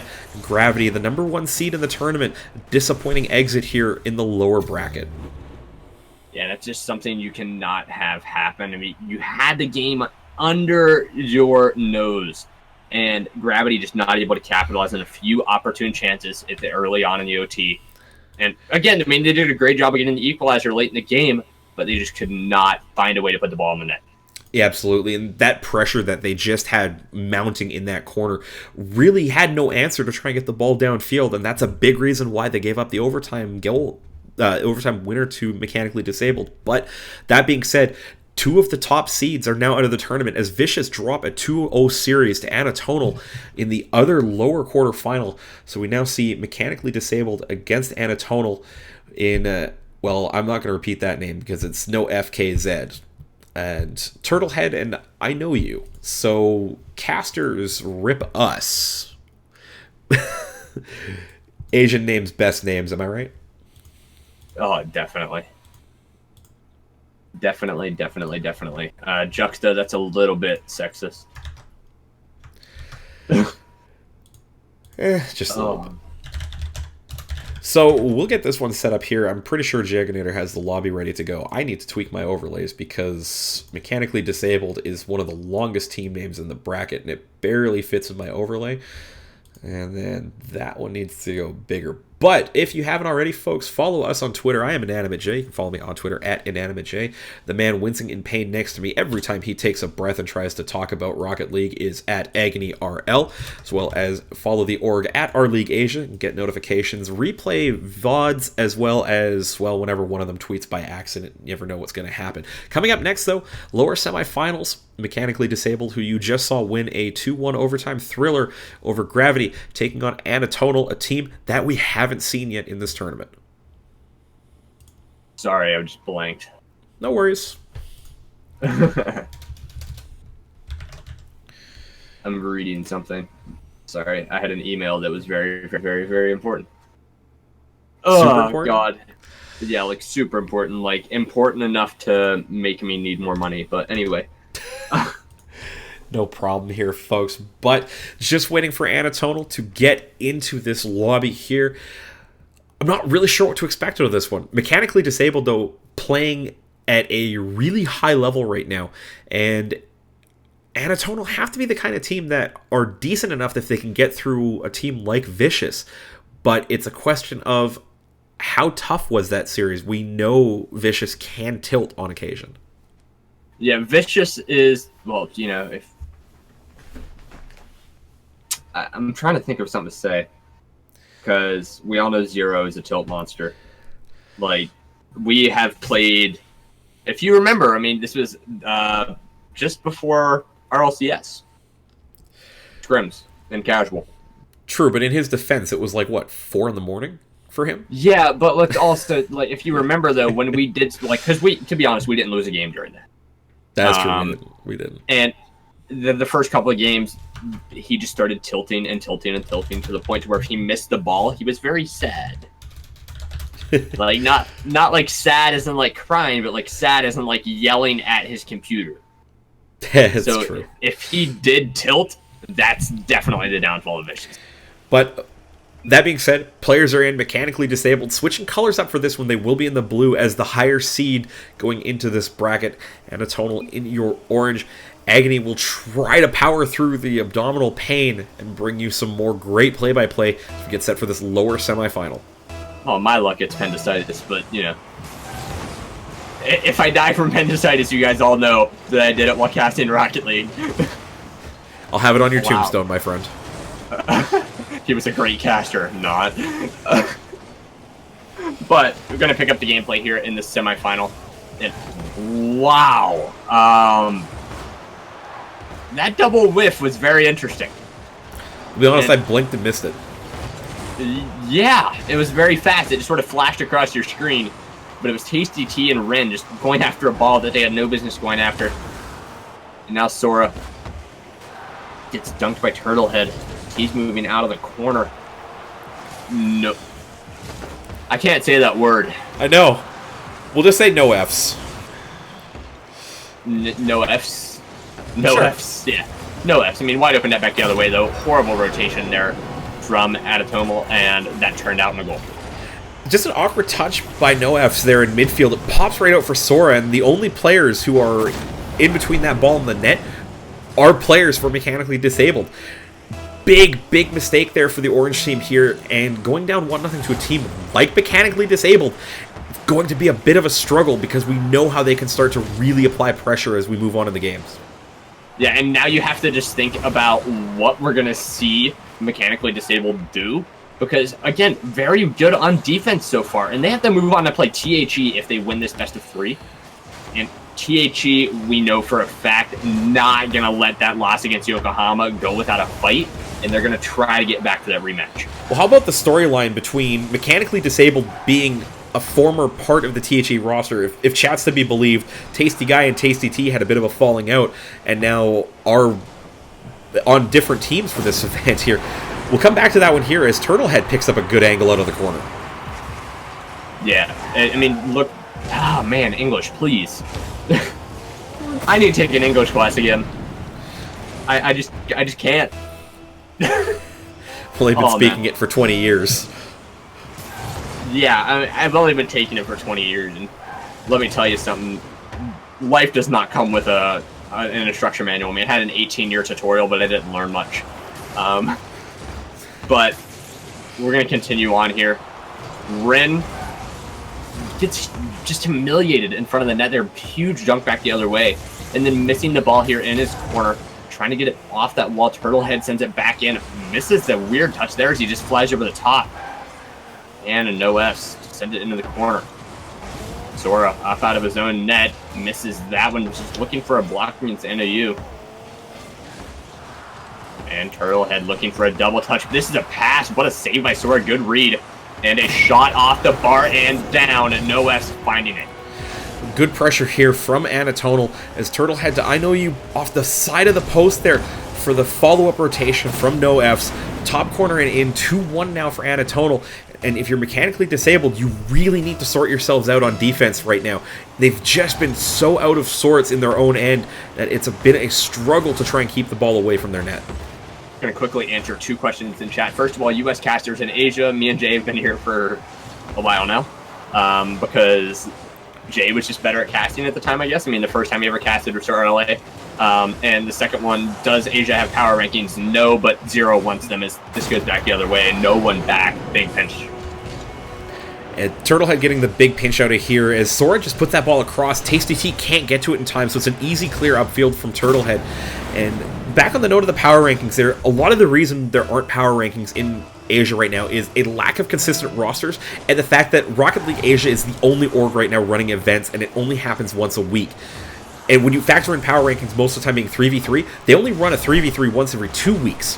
So it's hard to put together meaningful power rankings when you have such a small sample size of matches on a weekly basis. You can do it monthly, but that still only gives you 2 tournaments to work off of. Yeah, unless you start ranking players from those teams and then using those to get into the power rankings. But then, again, you could just have a team like Rule of Sky that picks up a sub, and, well, they do have a sub now. And they could just run 2v2 tournaments and get themselves to the top of the power rankings immediately. To be honest, though, Rule the Sky as the Rule the Sky team have not played together in almost 5 months now, as Captain Lee Rays did take time away from the game and actually hasn't been seen since. Oh my. Lemonade also or Lime, I guess, as he goes by now on Twitter, hasn't been seen playing much in competitive tournaments. So it's up to Realize and some of the other Japanese players in the region forming pickup teams that have still been dominating these tournaments week on week. Yeah, and we have to figure out if the U-Rays or Lime is going to be coming back into the RLA scene, but double touch almost coming out from Turtlehead. Here's we pick the play back up. Big clear by Tasty T. And this is still mechanically disabled, looking for a goal here to bring him back within 1. Under a minute left to play in this game 1 best of 3. Tasty T gets dunked there by NOU. No one back in net here. Big chance for Sora, but he misses that one. And it's into the wall of the mechanically disabled end. Hit up the wall by Tasty T. No Fs and Turtlehead both missed that one. And now Ren downfield, stopped by NOU. He's off the ceiling looking for a second touch, almost able to get it. Sora was there, followed by Tasty T, and it's out of the box and away. Touched by NOU, left for No Fs, and it's back downfield. Redirect coming. Good drop there, was on net. Big save by Sora. And with 10 seconds left to play here, safe to say Anatonal will be walking away with this one 4-1. And the good play here by No Fs. Just holds this ball in over top of Sora there. Falls out for NOU at the front. As Rin can't get the contact to clear that one away. 4-1 now with under 10 seconds to go. And it's game 1 in the books for the team in orange, but mechanically disabled really need to get themselves sorted out to try and stay alive in the tournament. And they were very sorted out in game 1 and 3 of the series with Gravity. But it doesn't seem like they were a second game team in that series. It seems like they just got a little bit comfortable. Now that they're behind after the first game, this could be very interesting going forward to see if they can beat Anatonal. Yeah, it's really kind of surprising because in the minute or two that we had switching into this lobby, things just kind of changed, didn't it? And I'm going to guess by the ping that it's a very good chance that Anatonal might actually be a Japanese team here. We are playing on on Asia mainland here, and it will be a switch over to Japan for game 2. So we'll get that lobby set up here real quick. Now, let's be real here. If Anatono does win this, we have one more game of guaranteed server switches. And then Anatono has to go on to play THE, which is the last, if we see mechanically disabled fall, the last Southeast Asian team. If they fall, we will have another Japan final, and no matter what, another Japan champion. Yeah, and to be honest here, it's not really surprising just given the previous history here in this tournament. There have been a number of Japanese teams. All of them have shown really well historically here. But we'll see. I gotta feel like mechanically disabled are really up against it on this one. Now, I want you to be honest. Yokohama sitting in the grand finals. Do you see any of these last 3 remaining teams that have a chance to make it there beating Yokohama? I think it's really going to come down to how well Anatono will play here. If they dismantle mechanically disabled again here with the ping advantage, I have a good feeling about the way that they get through THE in the next round. Barring that, though, I'm not really sure. I got to go back and look at the bracket here to see if they actually played I Love Yokohama earlier in the tournament. And they did not, as Anatono actually lost to Gravity in the upper quarters. Yeah, so, I mean, Nemoto, Koba, and Raid is actually Realize in chat, so welcome, Realize. But, again, Nemoto, Koba, and Raid in the grand finals. And I'll be honest, out of the 3 teams remaining, I know you're indecisive. I don't think anyone's going to beat those 3. They are very highly skilled mechanically, and it seems like they work pretty well together as a team. Yeah, the team play out of a lot of the Japanese squads tends to be higher in general. However, the Southeast Asian teams have been doing a lot better of late. The thing that they just need to figure out now is how to get their comms down and get their spacing figured out, because that's where they're getting let down, except on that one. I mean, again, face-off goals, you know this. Face-off goals are a way to beat a team better than you. If you have a superior face-off and you can score on the face-off 8 times out of 10, you will win almost every game you play, because eventually you just put them in tilt mode. Absolutely, as Rin picks that one up off a really sharp angle face-off, high off the ceiling and down, just snapping that one off into the upper corner. So 7 seconds gone originally, we're up to 15 gone now. Anatono having to play from behind. Yeah, and this is when we're going to see if they are good at comeback situations. Turtlehead missing that control, big 50-50 in front of the net. And that's a clear away by Sora, as I read Scarab again on the name tag. Ren misses that one. Big save by Tasty T. Great cover for his teammate. Control by Tasty T. He's one-on-one with Turtlehead, 50-50, that Sora's too close to.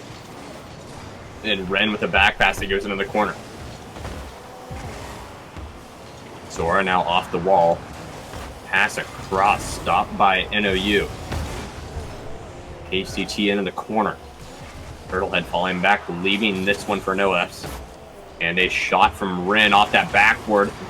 Almost out to Sora, but NOU a good touch away as where there's a minute gone here. And we're finally seeing an own goal from Mechanically Disabled. I'm not sure how this breaks down here as Rin's going backwards, ball cam is off. As soon as he turns it on, it's coming right towards the net. He panics and touches that one in. I think if he had ball cam on just a little bit earlier in that sequence, might have been able to get a better line on that one and clear it away in time. Instead, he directs it into his own goal. Pretty sure it was going in anyway. We have a tie game again. I did check that. I knew you were going to say that, so I did check that. Okay. Nice rotation by Sora. But I had to prove Jay wrong, so I did check the angle of the goal, just to be that guy. I think Jay's getting really tired on me, though. I mean, you proved me wrong at a slightly irrelevant argument, so I failed to see your point. But I hate you. But we're going to pick the gameplay back up. We're 2 minutes in. It's 1-1 here. Tasty T not able to beat Anatono in 1v1 plays.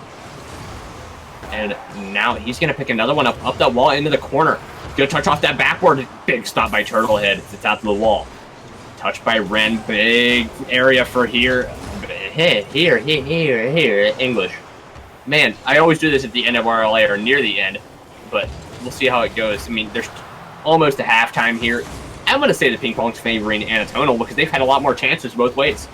Gotta agree with that one here. Mechanically Disabled just pushed back into their own end, having to defend right along the back line here.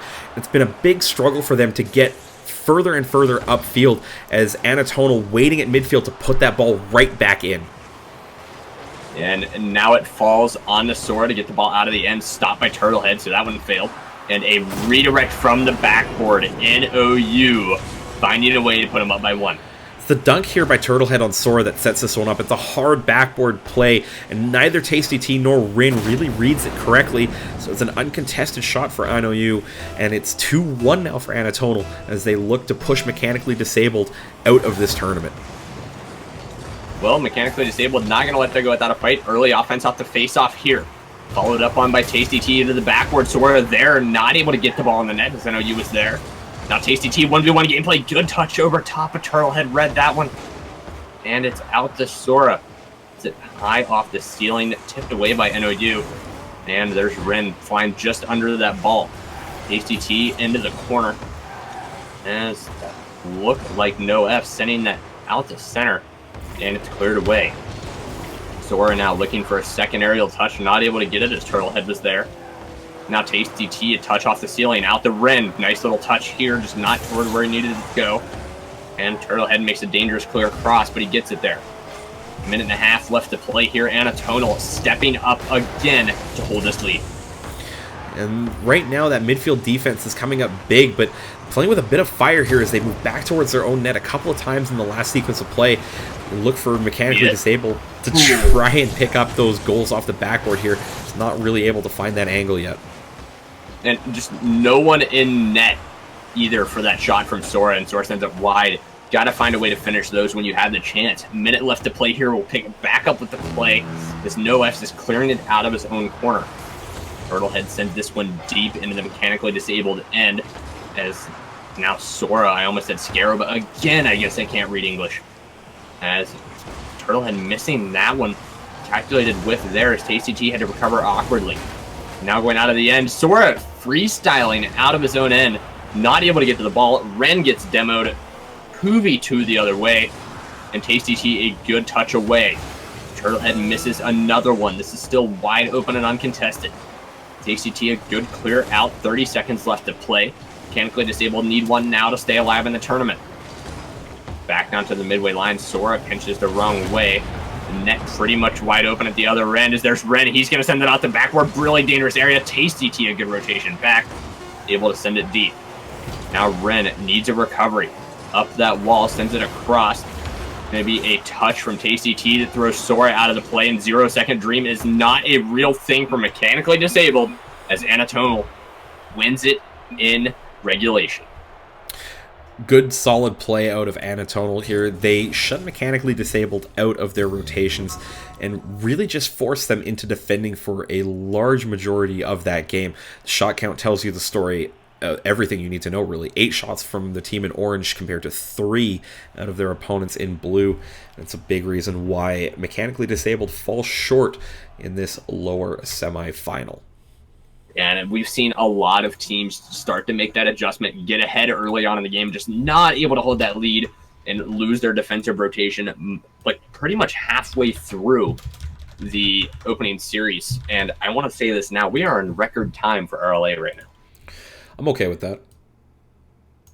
Like record time. We are like 3 hours ahead of schedule.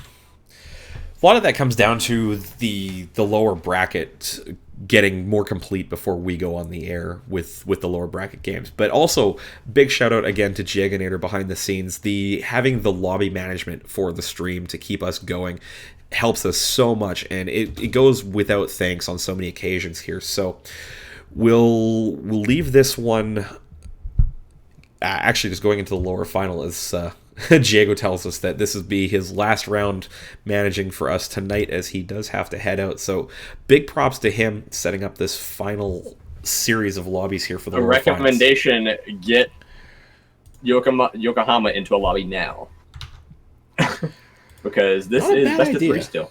Yeah, This it is best of is. 3 still. So it's only going to take a max of 17 minutes. I mean, that's Barring Or- overtime.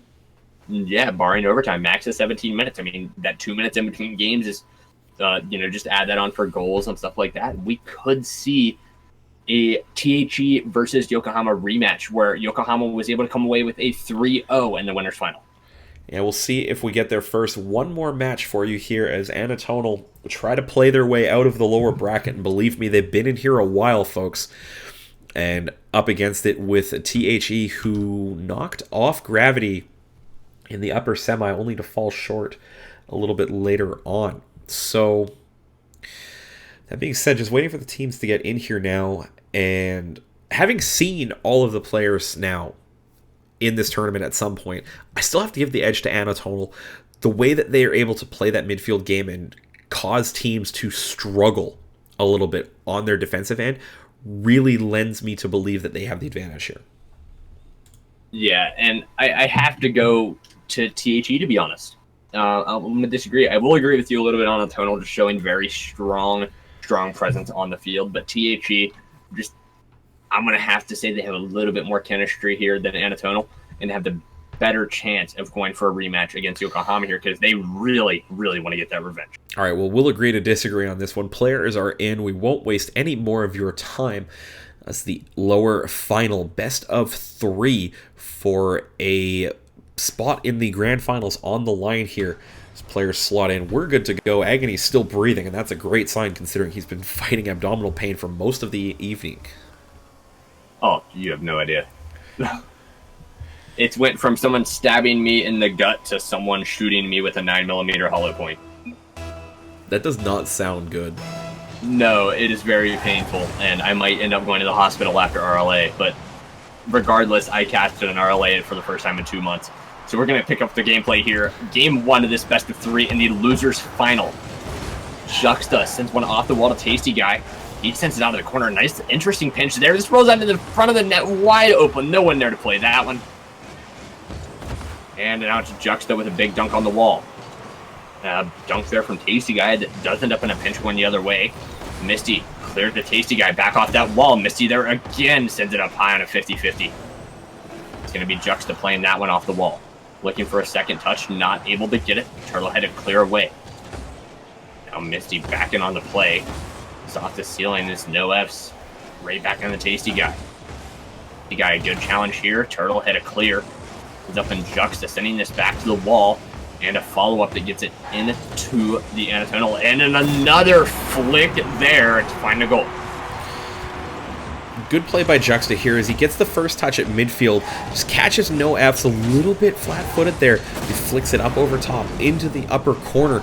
And Anatonal now down 1-0 here early.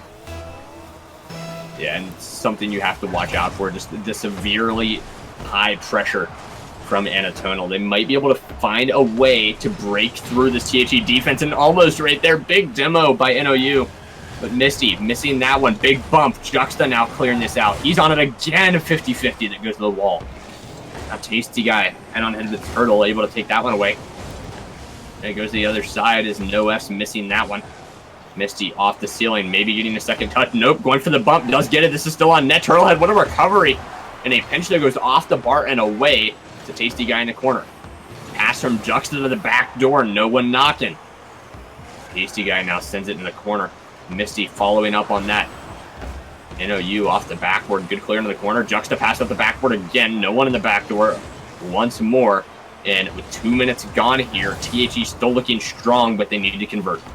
As long as they control the ball here, I have to feel like they'll have the advantage on this one, Agony, but with the number of players getting committed into that corner, it's a big risk because a good clear from Anatonal is going to put them really far back on the retreat and have to use a lot of boost. Yeah, and now we have to figure out what Tasty is going to do out of his corner, just not able to get it out. Juxta now following up, and he gets stopped on the wall by No F's. Juxta, shot on net, very weak, backwards, clear by Turtlehead.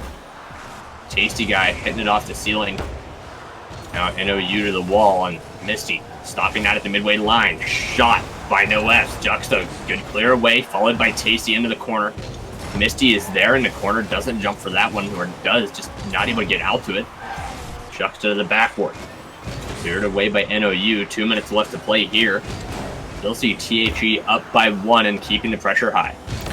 Right now, as long as THE can keep up this level of play and force Anatonal, scratch that. Just big black Sharpie through, or whatever you were just about to say. The ball by Juxta off the backboard that just kind of floats out high above the net. NoFs has a great angle on that one, is up early for the aerial, drops it down far side away from the THE defense, and equalizes the game here for Anatonal. And they might be able to find a face-off goal here. Barely missing this NoFs as he flies into the THE net. And Tasty Guy off the wall. Turtlehead there to counter.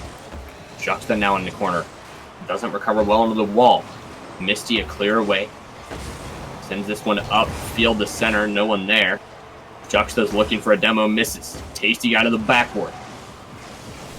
Now looks like NOU has a shot on net. He does get the touch. They're up by 1 minute and a half left. Great individual play here for the Pink Octane, as the first ball is a good one to midfield. The second one up to himself, just picks up this little redirect off that ball to tip that one into net. It's a great play, and Anatonal now up 2-1 with 97 seconds left on the clock. Yeah, all I have to do is hold it. I mean, they're pretty good at holding these leads. NoFs off the face-off. Does win it a little bit here. Stopped by Turtlehead as that rotation is starting to take effect. Turtlehead centers this one. Touched by Tasty Guy, but it's going to be Misty coming in to help out. Off the ceiling, Misty needs another clear, but feels backflip. There goes to Prada. Jay would usually say. Sorry. No worries. Mean. Nah, I mean, it's fair. I've embraced the meme. You've embraced the meme of the Prada, right? Oh! Wow! Almost an own goal there from Tasty Guy. But this goes out toward the midline. Misty now playing it. Good kill onto the wall. And that's NoFs there. Getting stopped by Juxta. Rolls out to center into the box. NOU picks up a dribble. 1v1 the other way. Beats Tasty Guy. They're up by 2, 43 seconds. And that could end game 1. The huge demo at midfield actually sets this play up because it removes the third rotation for THE. The great play by NOU getting past Tasty Guy as he respawns there. Kind of helpless to defend that one though because of that demolition at midfield. Just set that one up so perfectly for Anatonal to get their insurance goal. Yeah, and with 43 seconds left to play, we need to see something from THE in this next attack. But stop by Turtlehead could shut any of that hope down. There comes the rotation by NoFs. Good touch by Misty. Shot by NOU. Good touch by Tasty Guy. Now it's Juxta up for a shot. He sends it toward the net. Redirect by Tasty Guy. Good 50-50. They bring it back within 1. Let's go on board with Tasty Guy here to watch this play. Jux is up, gets good contact on the ball, puts it a little bit wide. Turtlehead gets the block on it, but Tasty Guy reads that with a little bit of contact, just enough to spill that one over the line. THE have a lifeline here, but they need another quick goal. They want to stay in this one. Now they just have to figure out a way to get that last one. 20 seconds left to play. And that's Tasty Guy missing one in the corner. Misses the bump. And now Misty following up there. This bounces up high. Chance here for THE to get back into it. 5 seconds left. Pass off the backboard to Misty. Recovers on this one. Controls it. Over to Juxta off that board. Still a chance for a 0-second dream. But it's sent off the wall back into the THE. And NOU a kill over top of Misty. They take game 1. Well, they hang on for dear life at the end, and Anatonal do, but THE had some great opportunities there late, Agony, just couldn't quite find the final touch that I'm sure they would have wanted to be able to put that one in net. So a server change in order here as we move over to Japan. THE having played really well over there, to be honest, over the last little while here. Just checking in chat if they're going to stay on this one here. We'll do that off cameras here. But no, we are going to change servers here, so no problem, folks. We got the lobby ready to go here, and we will get this one played on Asia East. So, with that said, Agony, Anatonal 1 game away from an upper final, an all-Japanese upper final, too. Yeah, I think with the all-Japanese upper final, I mean, no server changes, which makes it go faster, but best of 5, right? I mean, you have to think Anatono going up against Yokohama. I think Yokohama has just a little bit too much chemistry to give up any games to Anatono and probably walk away with a 3-0. We'll see, because I mean, to be fair, Anatono haven't looked that much out of sync as a team throughout this series. They've had a number of good team plays. They've had a number of good opportunities that they've really made count against the teams that they've played so far on stream. So that being said, we'll see how things go here. Still an opportunity for THE to break serve and push this one back to Asia mainland. Yeah, but you have to think about THE just going through with this. They have to find a way to keep their offense rolling. And if they score their first goal, they need to score another and just keep scoring. Do not let up and get comfortable and try to turtle, because that's when you fail. Absolutely, but we'll see how this goes. There's 5 minutes on the clock, overtime if necessary. And that being said, I should be seeing the teams in here. While we have a second, though, folks, follow the channel if you haven't already. It's the big heart button up in the upper right corner, as well as follow on Twitter at OurLeagueAsia. Teams are in. We're good to go. THE facing elimination here in game number 2.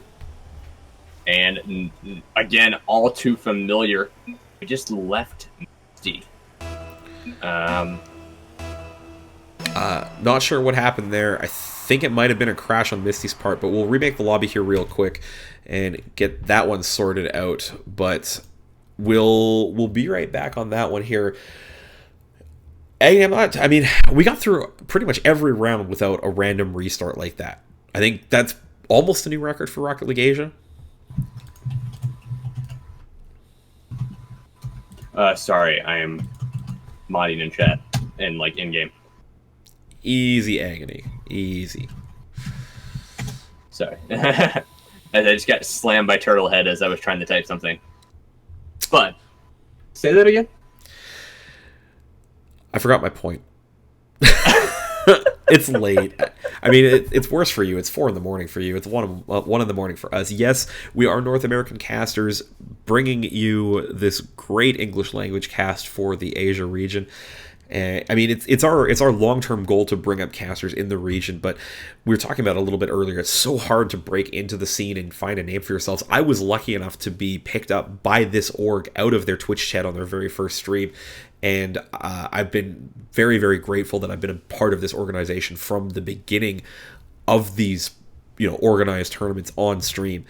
And we'll be repping some merch for you guys here soon. Yeah, we'll get the face cams any day now. Any day now. Once somebody actually gets overlays for it. But I think if anybody really wants to know what we look like, they would have to tune into our podcast on Wednesdays. But that's early for these. That's at morning for these guys. Yeah, it's true. It is an early morning thing here. But lobby's remade. We're all good to go here. So we'll get these players back in as soon as humanly possible. Jaganator doing a bang-up job as always before he leaves us here. We'll try not to keep him any longer, as I think all the players are back in and ready to go. Yeah, and I think when it comes down to it, we need to see THE step back up and play their game. They played their game for the first part of game number 1, and they played very well at keeping the ball inside the Anatono end. But again, just like how they failed against Yokohama, they turtled in their net. As soon as the shot went at the net, they had 2 people in net, and they just didn't move. Yeah, that's the thing with the static defense. You have to find a way to be a little bit more dynamic sometimes in attacking the ball before it's in an easily readable spot. A lot of that comes down to repetition, training yourself to read that ball a little bit quicker and push yourself to challenge maybe a little bit out of your comfort zone. The more you practice it, the better you become at it. Yeah, and I think we might see a little bit of tilting THE coming in here as Juxta found himself in the same place as both of his teammates there. And now out of their own end, just trying at least, but it's kept in by no Fs. Now Juxta in his own corner, stops there. Tries to go out the center. He's going to challenge this one. Picks up that corner boost, gets a touch into the Anatono end. Stopped by Tasty Guy, sent back in on net. Big save by NOU. And now it's Misty with a shot that goes toward the backboard. Tasty Guy looking for the follow-up, doesn't get it. There's Juxta off that backboard, cleared away by no Fs. And now it is going back toward the Anatono end. Misty looking for a double, does get it. That's an interesting touch. Stopped it backward. Misty stops it again. There's a chance for Juxta. Not able to finish. And it's out to the wall. Misty. Left that one on a 50-50. Turtle now has possession of it. Tasty missing his challenge. And now it's going to be NOU coming in the center. Good pass here from Turtlehead. NoF sends it wide. Still scoreless here, a minute and a half in. Just neither team putting the ball on net. But it's looking like a lot of pressure starting to happen from Anatonal. Good back and forth between the two teams here. THE getting a little bit of the worst of it here as Tasty Guy forced into a good save on NoF's. But the back and forth, I think, is really going to favor the team that is a little bit smarter with the ball. History has been showing that Anatonal's been doing that more than THE, but there's a lot of Rocket League left to be played. Yeah, and THE just not able to capitalize on any of these backward passes or touches. Shot there from Misty. That was a good one to stop by Turtlehead off the ceiling. This is a chance here again for THE. Big save there from Turtlehead. And finally sent away by the man himself. And it's NoF's not able to get this one out. Misty kept good pressure. Back pass from Tasty Guy sent back in by Juxta. To go up the wall for this one would be Aerials instead. Shot on net, very weak. Easy save for NoF's. Now he's up the wall. Stopped by Misty before he can get it out. To the other side, we're at the halfway mark now. Still scoreless. Tasty Guy, good pass for the back door. No one there. Turtlehead sends it away. 50-50. Now into the THE end. The first time in a minute. That's a shot there from NOU. Misty coming in from the offensive end to clear it away. And a passing play leaves us on the backboard. Dangerous area.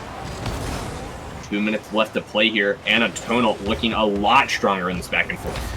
Right now, they're just getting the better of it here as they start to push THE into their own end. They have to be careful not to commit too heavily here because THE do have a good breakout play. You see it there as Juxta lobs one for the far post. Can't find the open net there.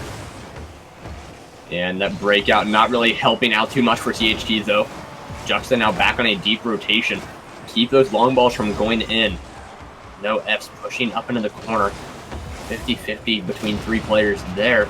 And it's back the other way. There was a demo. This is a wide open net. The demo putting Anatonal out of position. Look where Misty is on this play. Way upfield, grabs the boost. Juxta gets the ball out through the smoke screen, and Misty follows it up to confirm because I believe it was an Anatonal player that blew up on that one. Not sure, but it was not. Oh, well, it was a demo from Anatonal on Tasty Guy. Yeah, and it put everybody out of position because that demo came from that third rotation. Yeah, it was a triple commit in that corner, and a big reason why that goal was able to go downfield uncontested. But again, Anatonal very strong on offense, just to show it. A great pass out the center there. And a chance for them to score it here, but they need to find a way to get it past Juxta, who's been playing so well this game. And NoF's missing that. Not something you want to do here. You have the chance to move on to the grand finals here after a long run in the lower bracket. But they have to get past THE, and Tasty Guy not going to let that happen. Juxta misses a shot. Misty does get one in, but NOU there. So it goes to the corner. 57 seconds left to play. Tasty Guy out of the corner. Stopped by NOU. He's down the wall. Beats Juxta as well. Not able to beat Misty as it goes to the other side. Killed up the wall by Tasty Guy. And a touch by Turtlehead is a little bit weak, but he does get past one. NOU knows NoF's actually gets dunked at center. NOU sends it down, just spikes the ball a bit here. Misty pass into the corner. Tasty Guy did not pre-jump for that one, so that would go off the backboard. And now it's into the other corner as NoF's beats one. Pass up to NOU, good doink there. Goes upfield, NoF's not able to get there. It's Tasty Guy stopped that one. Now it's a boomer back. And it's tipped to the side. 8 seconds left to play here in game number 2. Anatonal possibly looking for a 0-second dream here. This is popped up into the THE end. NOU picks up a dribble out of that corner.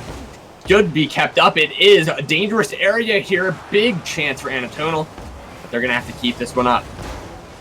And that's going to be Turtlehead tipping that one. Picks up a dribble. Chance to score here. 0-second dream for the OT. It does not happen. Goes to the corner. And we are moving on to game 3. Well, can't get any closer than that as Turtlehead picks up the dribble at the end, just rushes the flick in my opinion, and spikes that one off of the post and wide.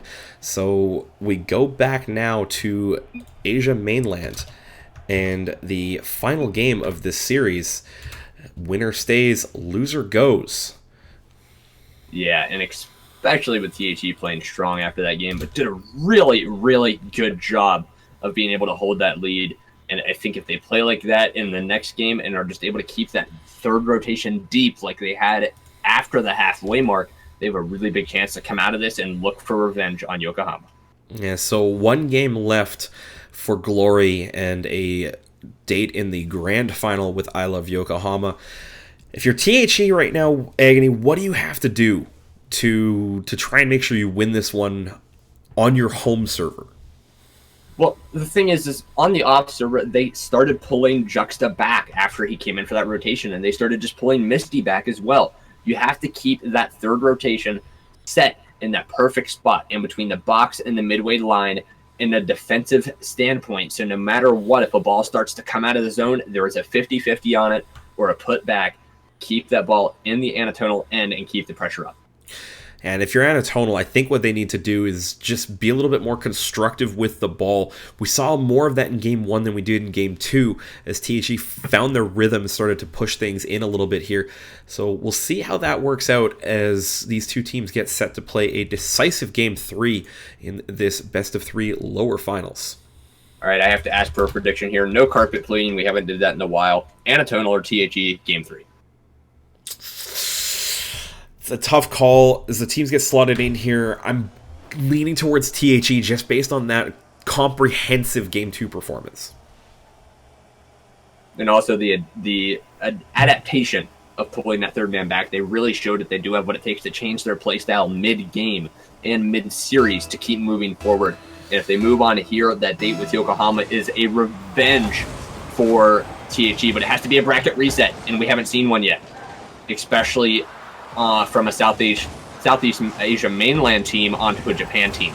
We have seen a Japan team reset a Japan team, and that was Sleeping Forest versus RTS.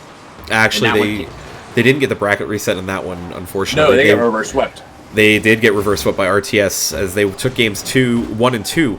Couldn't find the series winner, as Juxta, though, is going to put in the first one here for THE. Sorry, golf clap was needed. Third rotation from Juxta. Just a really solid play there as he catches the rotation from Anatonal a little bit off guard. Scores the opener here for THE with 27 seconds off the clock. And while we have everybody here for the lower finals, really quickly with 4.5 minutes left, thank you guys for joining us. We did break our viewer record tonight, which was previously 237. We're 264 right now. Let's keep that going up. If we break 300, I might buy a cookie. I'm not sure. But severe stomach pain, I need something to calm it. Maybe a cookie will help. Gonna pick up the gameplay now. 4 minutes left to play here in game number 3. THE looking strong with some high pressure offense. And there's Juxta looking for that goal. Does get a 50-50 away. No F's on this one. The help of Turtlehead, but Turtlehead has to turn back around and get contact on this ball. He does as he gets it deep into the THE end. Follows a backward pass over top to NOU. Not able to find it. And now NOU missing that in the corner. No F's coming in to help. Tasty Guy waiting patiently for Juxta to make a play. Turtlehead coming in looking for a double, not able to get it. Misty clears it out. Will be going into the corner. No F's. Good touch off that ceiling that beat Misty just a bit, but it's a touchdown by Misty. Juxta sends this one out, rolls away from the boards, and NOU gets dunked by Tasty Guy. Tasty Guy centering pass out to the box. Shot from Misty. Big save by Turtlehead to keep him in it. 3:20 left to play here in game number 3, and THE looking up very strong. The big demo by THE to maintain pressure as Anatonal tried to break free of their own zone. And this constant pressure from the blue team right now is really starting to wear down the Anatonal defense. They get it clear here, managed to reset the rotations and find boost. But for about a minute there, it looked like another THE goal was imminent. And now we will find out if they can get one. 2-on-1 shot from Misty. NOU a big save, pinch off that post. And now it's going to be going back the other way. Turtlehead a boomer, followed up by No F's. Misty, it's a 50-50 there. Wide open back door, no one there. Here comes Turtlehead to pass this one out the backboard again. Tipped by NOU into the corner. And now up that wall as no one contested for a second as everybody resets. Tasty Guy comes in to blow that little peach tree out of the water. Now NOU off the wall. A good pass out the center. No redirect coming. A Beals backflip, and there goes Taguchi. Misty. Just onto the other side. Followed up by Tasty Guy. This is a dangerous area. Turtle Head a pass over. Good redirect from NOU. No double touch coming as Juxta is there. Now to Juxta again. Big flick over top. They're up by 2, and that revenge looks possible. Misty gets the challenge in the corner here, gets it past the first challenge there. Juxta, first one in that ball, catches No F's, trying to challenge again at midfield. And it's just a perfect lob by Juxta to put his team up by 2 in this elimination game. Yeah, and now you have to worry about what THE is going to do. Do they get comfortable and let a goal in? If not, they will be moving on to play Yokohama. Yeah, hey, I'm bad at names. I blame the stomach pain. No F's just jumps on this face-off play. Juxta's a little slow to this one. In a bit of an exchange of roles there, as No F's was the one who was beat on Juxta's last goal. Anatonal on the board here, and lots of time to look for that equalizer. Hey Jay, we forgot something. You want to know what it was? Ding! But nobody will get that meme except you. Yakamumu. Yeah, it's Yakamumu, okay? Rockabilly knows what's up. Tasty Guy is going to put the team back up by 2, though, with this great read off the backboard. My stomach pain cannot handle the epicness of this mechanical skill. I mean, it's a pretty standard backboard play, Agony, but it's late. I'll forgive you there. Hey, man, if I could do that at this time of night, I would probably be GC by now. But That's a fair point. Exactly. But Anatonal does have a chance to come back. There's a minute and a half left. It is game 3, so they're going to be playing for their life in this tournament and looking for the bar down. Doesn't even need it. They're going to find it and put it back within 1. Turtle had great flick to get that one up for No F's, who gets up in time over top of Juxta again. Almost a little bit of a touch there. Might have been a bit of ping, but No F's on target. 3-2 now the score. This is the point where you have to be worried as THE. You got a little bit comfortable. You are only up by 1 now, and the back pass did fail here for Anatonal as Misty has a chance to center. Does this off the ceiling, dangerous area into the box. Juxta sends it wide. Now to the wall. Juxta back into his own zone. No F's there, sends it onto the backboard. Misty is now there. And that pass by Turtlehead is not received well. It goes to the backside. Off that ceiling, Juxta misses one. Misty there, stopped by Turtlehead. Onto the backboard, stopped by Juxta again. Misty sends it into a dangerous area. Good second touch there to follow up. Pass to Misty from Tasty Guys. Misty now follows it in the corner. And off the ceiling. Turtlehead, good clear onto the wall. No F's there, gets a touch in. Followed up by Turtlehead, does get beat. That's a shot from NOU. And stopped by Tasty Guy before it reaches the backboard. Sent to the midway line. Tasty Guy following up. This is a chance to finish an open net. Sends it wide. No power on that one. And Juxta comes in to save the day with keeping it in. No F's on the wall. A little bit of hesitation there as NOU comes out. 10 seconds left to play. They need a goal now. THE still looking strong. Turtlehead moving in on a 1v1 play. Does get dunked by Misty. Chance here. Is it sent away? Anatonal still looking for it. Chance for a 0-second goal. This is still in the air. That's going to be THE. Moving on to try to get revenge on Oh, man. Yakamoto. Turtlehead just rushes the final touch there. It bounced out in front off the ground on 0 seconds, and it was just that little lack of hesitation that ends up burning it there for Anatonal. THE finished this one off in... Well, I mean, let's be honest. They were clenching at the end there. I was a little bit there in the casting booth. But that's the losers final, everybody. Jaganator in chat has it right. Coming up next, though, THE against I Love Yokohama, a rematch from your upper finals. Now, going into the upper finals, it was THE just on a high note, running high on a great victory over Gravity. Yakamoto, again, we didn't get to see them play up until then. You mean Yokohama? But, yeah, hey. It's late, man. I know. It's late.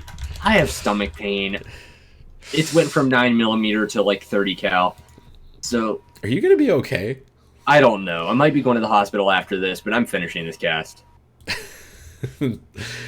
Easy memes for Agony here as he literally gut checks his way through this one. More like... All right. Let me put an analogy that a Canadian would understand. I feel like I got cross-checked in the stomach. I don't watch hockey, so you're gonna. I'm kidding. I know what you mean. I know what you mean there. But we're You gonna were get just about dead to me, Jay. we're gonna get this grand final set up here. Agony, I think in the best interest of you not dying here, we're going to go through this one without a break. I'd love one, but I don't think you're going to survive long enough to do that here. So we'll go through and get this lower, or not the lower final. What am I talking about? We'll get this grand Still final. not as funny as me getting lost on the second week I was supposed to cast RLA. I'll be honest, that was pretty funny. I mean, yeah, we're just not going to talk about that. That's a whole story for a different time, okay? If we somehow start an RLA podcast, maybe. But RLA podcast is like months in the future if we ever decide to get something going for RLA. All right, folks, we're going to get this one ready to go here. It will be first 2 games on Japan, the third game on Asia mainland, game 4 if necessary on Asia mainland, followed by game 5 if necessary back on Asia East. We'll get the server created here momentarily here, and I just need to dig out some lobby numbers here, so give me 2 seconds while I do that, and I'll just pass that on to Rhythmia to get that over to the teams. Oh, never mind. He actually created it. Rip us. Little bit of delays as we switch over lobby managers here. No problem, though, as it's an easy fix. It's Twitter plug time because sure, why it's not? that time. So if you want to follow me on Twitter, it's AgonyRL. I'm the one shouting in your ear for most of the games. Jay, the one that uses the useless color commentary kappa. His is an @InanimateJ on Twitter. If you guys want to know those letter by letter, make sure you type in !casters in the chat and go follow us on Twitter. We do usually post when we go live. Jay more than me. We do cast for a US league and sometimes a RLC tournament, stuff like that.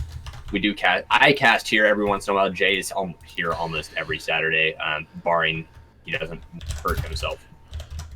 Yeah, just can confirm that we did actually get the lobbies backwards, as Rhythmia did the Asia mainland server first, so I'll get the Japan server up and running here, as I did actually have the info already ready to go.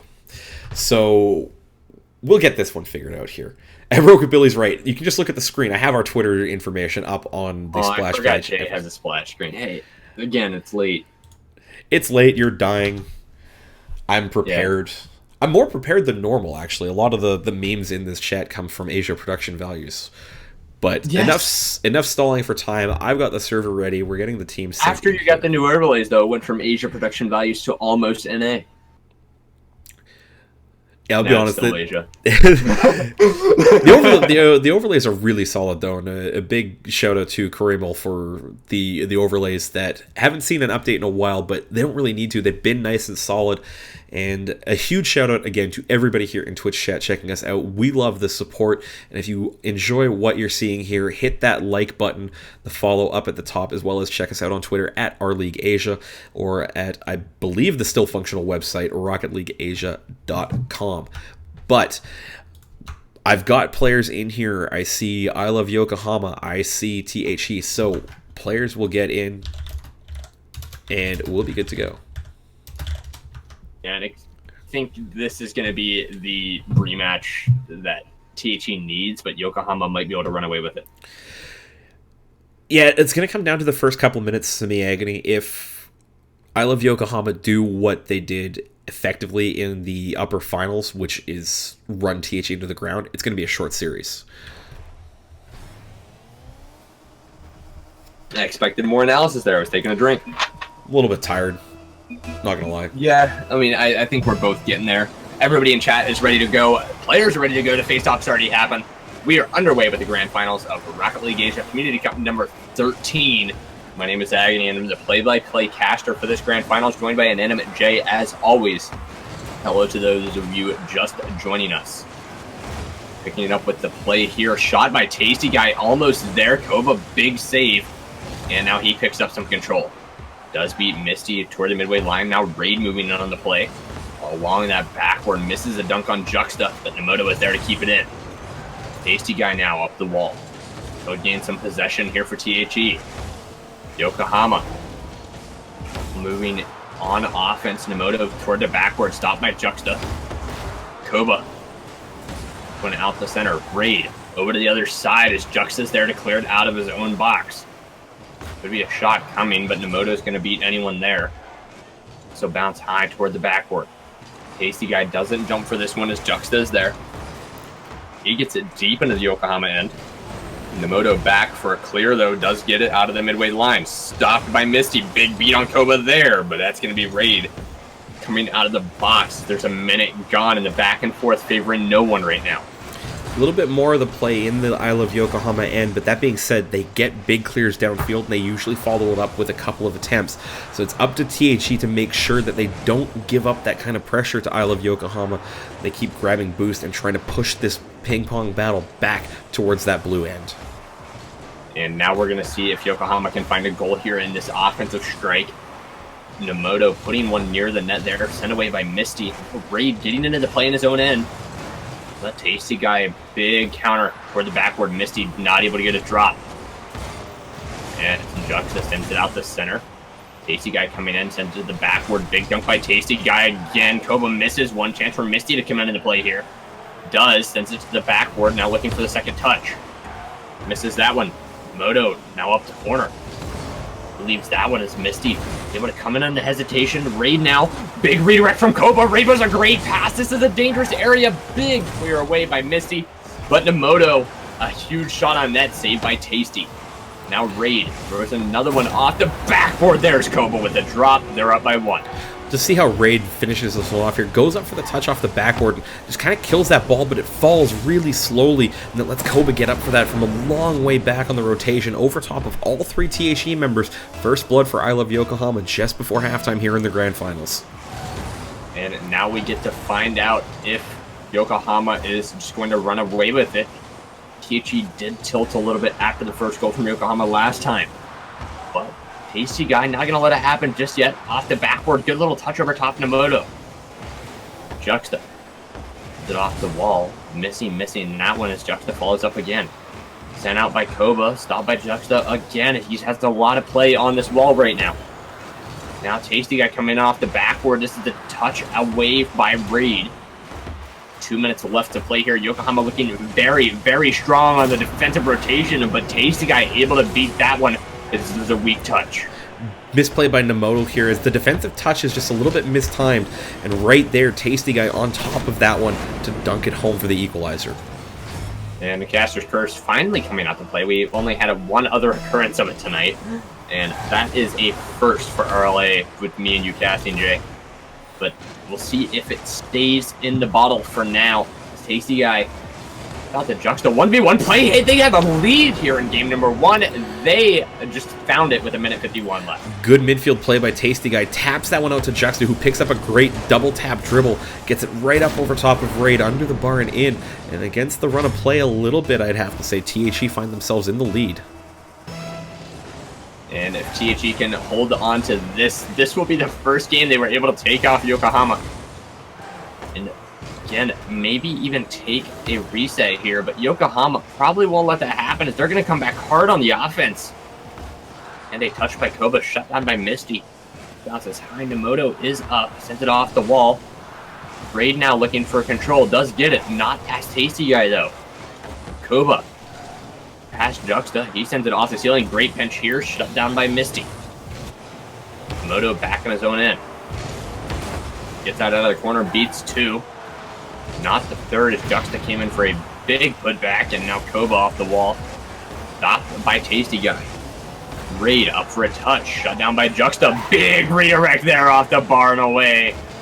Koba now makes a clear for his team, and it's sent back into the corner by Misty. Good touch by Nomoto. Koba up first. Stopped by Tasty Guy though, a little bit of better aerial from him.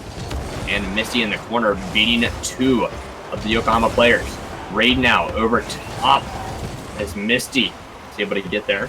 Now with 40 seconds left to play, THE looking a lot stronger this time than Yokohama. And shout out to Tasty T in the chat. You control the boost and the Japanese teams look human. There's a lot of teams that can be a high pressure thing. If you control the boost and make them uncomfortable, they start to break down a little bit, because when you have teams that aren't used to being pressured to the same way that they apply pressure to other teams, it puts them in unfamiliar territory, and it's always interesting to see how they respond. I Love Yokohama are doing that well right now, but they need a goal to try and take game 1 to overtime. Yeah, and they might be able to find it here. 5 seconds left. They are on attack. That's the pinch there. The back post. Raid not able to flip into that one. And that's Misty killing game 1. THE on route to that bracket reset. Well, that's what you want to do when you're on the opposition server choice. Take game 1 away from them, and all of a sudden it's at least one game in your advantage here. So, you know, full props to them. They played a really solid game there, taking the lead after giving up an early goal. Actually, it wasn't even an early goal. It was about halftime there that I Love Yokohama took the lead, but they responded well to going down, and as a result, they come away with a solid victory with slightly unfavorable ping. Now, we have to say that I Love Yokohama was on a long break if they did not play in between the winners final and now. They had at least an hour and a half gone, to where if they were just sitting here watching RLA and watching the rest of the tournament, that they weren't playing Rocket League and they didn't stay warm. Yeah, but let's also put out something there. That was the first game they've dropped all tournament. Yes. And THE, again, looked very competitive early on in the series against them. But it seems like Yokohama does eventually wake up from their little hiatuses, and they are able to find goals early on. They find a goal early on here within the first minute. That'll put THE on their heels, and they have a chance to here, but Juxta shut that one down. To the backboard where Raid will get a touch away. This is out the center. Dangerous Koba. High shot here. Nemoto was there for a redirect, but Misty got to it first. Koba now off the backboard. Juxta in net. We see the THE team turtling now. Good clear by Tasty, guys. This goes upfield. Nut shot by Misty to keep it going. But Nemoto stops it in the corner. Looking for a double touch. Not able to get it. And Juxta threw a pass a little bit too hard for Misty. Koba's up for a clear. Does get it. And this goes downfield. Juxta puts this one back in as Nemoto is now countering. Is up into the corner from a touch on Tasty guy. Koba, pass across the center. There's Raid. Big save by Juxta. And it could go back the other way. It does. This is toward the Yokohama net. Big miss by Koba. THE is up by 1 again. Picking this up from Misty as he gets the block downfield. Has a blue trail, so it goes off the defender. They're not sure who that was, but Koba off the backboard can't find the touch away that he needs, and Misty waits for that to drop down and hits it into the open net. Again, we have to just put it all on THE's shoulders right now. They need to hold this lead. They have to get the next goal, but 3.5 minutes left to play. Anything can happen. Yokohama's starting to wake up a bit with some high pressure, but Misty, good touch into Juxta there, and that ended up in a pinch away. Now Juxta gets a clear, sent in by Koba. And then Tasty guy sends it to the backboard. Koba now across the field. It's a Raid off that backward. Nemoto there, third rotation, not able to finish. Now along the wall, Koba there again, sends it along the backboard. 2 minutes gone here. THE up by 1. Then Yokohama still has not woke up from putting the ball off the net. No, they're getting good pressure here as a couple of backward plays just missing there as Nemoto wide. Need a good opportunity if he could just direct it on goal. They need to find some offense here, Agony, as we reach halftime.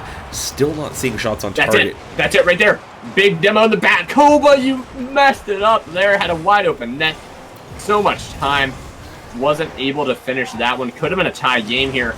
Now Yokohama on the receiving end of a counterattack. And a big save there from Raid. He's able to clear it away, but he could have just made a mistake there, giving it to Misty. This bounces back out, 50-50 with Tasty. Raid, now in his own corner, gets past Juxta, flips off that one, loses a little bit of possession. Out of the corner, cleared away by Tasty. This is downfield again, deep. Koba leaves that one for Nemoto. That's a double touch away from the wall. Now Raid back 1v1, not able to beat Juxta. 2 minutes left to play. Yokohama looking for the first. That could be it right there, but a big save by Juxta again. Colossal monster on defense right now by the name of Juxta, and he's made 4 saves already this game. big reason why his team is still up 1-0 despite the heavy pressure out of I Love Yokohama right now. You have to wonder, though, if this game goes down as a defeat for I Love Yokohama, how bad is that bean by Koba with the open net? That is one that will haunt you. And if you're a Rocket League player, you got to have a short memory after a miss like that. Definitely. We talked about this before in a series we casted earlier today, earlier a couple days ago. Just the short memory from Yokohama needs to start happening now, if not 3 days ago. I mean, you just have to wonder what's going through their mind right now. Minute left to play. They need a goal, and they're just not finding the shots on net. There was a chance there from Nemoto. Stopped by Misty. Koba gets dropped by Misty, too. This is a big chance here for THE, but it's sent back in. Backward pass, backdoor. Nemoto gets the shot on, but Juxta taking the shot. Like, Juxta was the ball at that moment for Nemoto because he got a touch over top of him. Now out of the corner. Koba, a good touch. This gets past Misty. Not Tasty.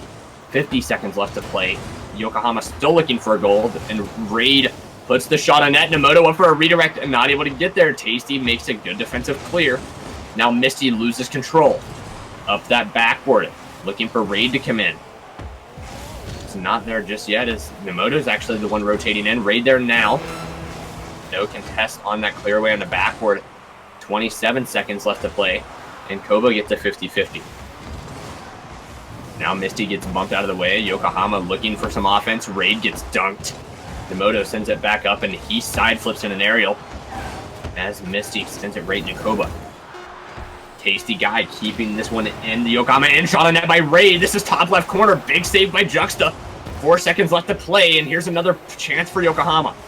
Hits the ground. Big chance here. Nemoto finish. He sends it off the bar, and THE 1 game away from a bracket reset. Oh man, that'll haunt you for days there. The game on the line, overtime looming, and they just can't find the accuracy. But Juxta, a brick wall in the shape of a pink Batmobile on defense. 5 saves this game, and no bigger reason why that one came out as a victory for THE. And Yokohama has no excuses. Nemoto has no excuses on why that ball did not go in there at the end. Wide open net, ball still in the air at 0 seconds. All he had to do is hit it in. He gets right under it and pinches it off the bar. Yeah, there's no excuse for that one. You have to just I had 4 words lumped together there. They have to drive that one home. There's 0 seconds left. All you have to do is hit it straight, but you somehow get up underneath it and play it high off the bar. If you ever wondered what 4 words mashed together sounds like, everybody, it's Z. I can't get over that. I might have been having a stroke. I don't know. I don't know. You said you had 4 words lumped together, and all I hear is Z. There's going to be a Twitch clip of that in about 20 minutes. I guarantee it. I guarantee somebody's going to go back and get it. Because... What? It's late. What? It's late, homeboy. It's late. How is that 4 words? That's like a whole sentence. Don't worry about it. We're just waiting for Arrhythmia to get the players in I'm not here. worried. I'm not worried about the sentence. I'm worried about you. I'm worried about you. Are you still dying on me? Yes, I probably am, but right now I'm laughing too hard to notice. Good. So, on that note, we're just waiting for players to get in here. It looks like lobby information has gone out. Game 3 and Game 4, if necessary, on Asia Southeast Mainland, and that favors THE right now. It is their home server, but we know this out of Japanese teams. They don't necessarily play poorly with high ping. Well, and you have to just think here. If they get the bracket reset, you know this as much as I do. Oh my god. You got the Twitch clip. No problem. I'll have to post that on Twitter later. Right. Well, my reaction to it's going to be the best part, though, because I don't think anybody laughed when you first did it. They were just like, "Oh, okay, it's late," and then I'm just like, "All right, I gotta come in here and just ask what the heck 4 alerts sound together like." What? All right, THE 1 game away from a bracket reset. I Love Yokohama looking for the reverse sweep, and I'm done. Misty with a calculated dunk high off the wall. Nobody there for I Love Yokohama. We've got 5 seconds off the clock, and that's THE on the board first as Agony has officially died. All right, I'm gonna ask you this question right now since we're in Game 3, and there can still be a lot of series left in just this first one. But if they do get this bracket reset, you know this as much as I do, it's going to be a mental game going into the second series. Does THE get comfortable, or do they keep the whole thing as like, all right, we need to think about Yokohama coming back and playing a lot stronger? Or do they just keep that mentality right now that they have of being, okay, just keep winning, and they get comfortable and then they lose the series? It's hard to say. I think a lot of it's going to come down to how they lose this game. If this one gets away from them, then in my opinion, it's probably going to sneak into their heads that maybe THE just have something on them there.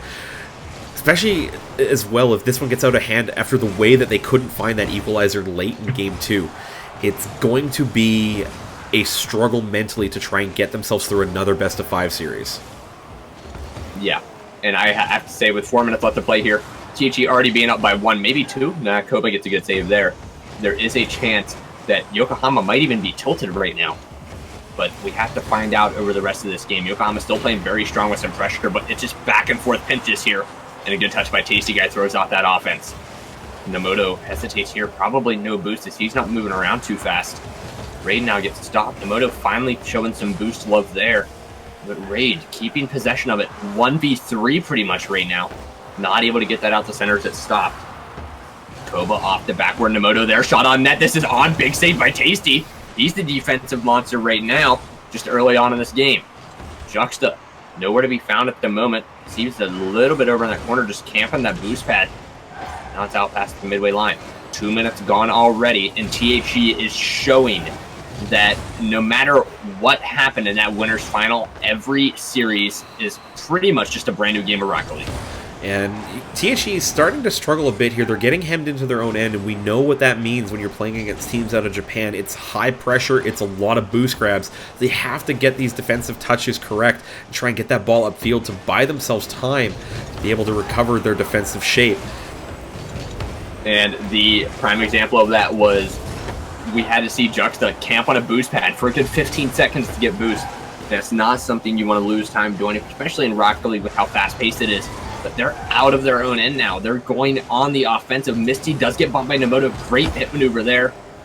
Tasty Guy sends this one up to the ceiling. Nomoto misses that one. Wide open chance here for THE. Juxta comes in 50-50 with Koba. Now Misty sends it to the corner. Touched by Koba. It's going to be missing. Zadokam freaks out just a bit there. And now Nomoto gets this one upfield stopped by Tasty. And they redirect it back into Raid. And now Juxta gets bumped into that one. Misty's a roundabout on it, sends it to the wall. Koba sends it deep into the corner. Clear by Juxta. This is a chance to get in on that Yokohama net. So boost steal from Misty comes in, and now Raid is downfield. Pinched away by Tasty Guy. 1.5 minutes left here. THE still looking stronger than ever. But this could be the goal here. Not going to happen. A big save by Juxta. And again, back on defense, he's just unstoppable. Right now, that THE backline is so effective. Every time I Love Yokohama come forward, they can't get the ball in anywhere constructive for them. Even when they do, it's a shot on goal. There's a THE member in net ready to clear away the ball off the save. It's a 1-0 game. It's such a thin margin right now, but the way THE are playing, you have to feel like their confidence grows every time they save the ball, or Psyonix gives them a gift of physics like that. Psyonix Bliss is ringing throughout the stadium right now. And I'm have the hiccups, which is great. Just great in a great series like this, you know, the hiccups. But Juxta off that backward. Raid now one control, good flick. Nomoto redirect, able to find it, tie it up here. Chance of getting their first game in the series.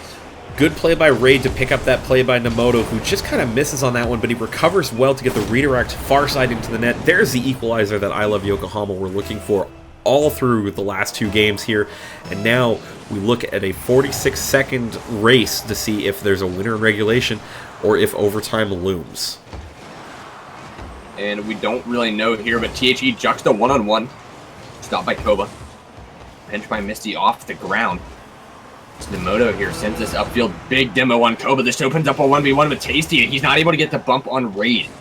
Goes toward the backward. Misty, a good clear across the field. Juxta back in net. Waiting for something like that as he goes out the backward. Shot on net wide open. There's Koba. Sends it over top of Juxta, who is backpedaling. Hard backboard play by Nemoto, reads it well, this Koba, as Misty's just a little underneath it. Juxta frozen in net. That defensive wall finally starting to crumble a bit here as Yokohama with a quickfire double to take the lead here late in Game 3. Now we find out if THE has what it takes to bracket reset with 10 seconds left. Raid sends it to the backward. This is coming down at here. Big clear downfield. This is the chance. There was a double commit upfield. Misty needs to get that out the center. Almost does. Big dunk there by Raid. 0-second dream, maybe. There goes the ball downfield by Raid. And touched up by Tasty Guy. There's Misty.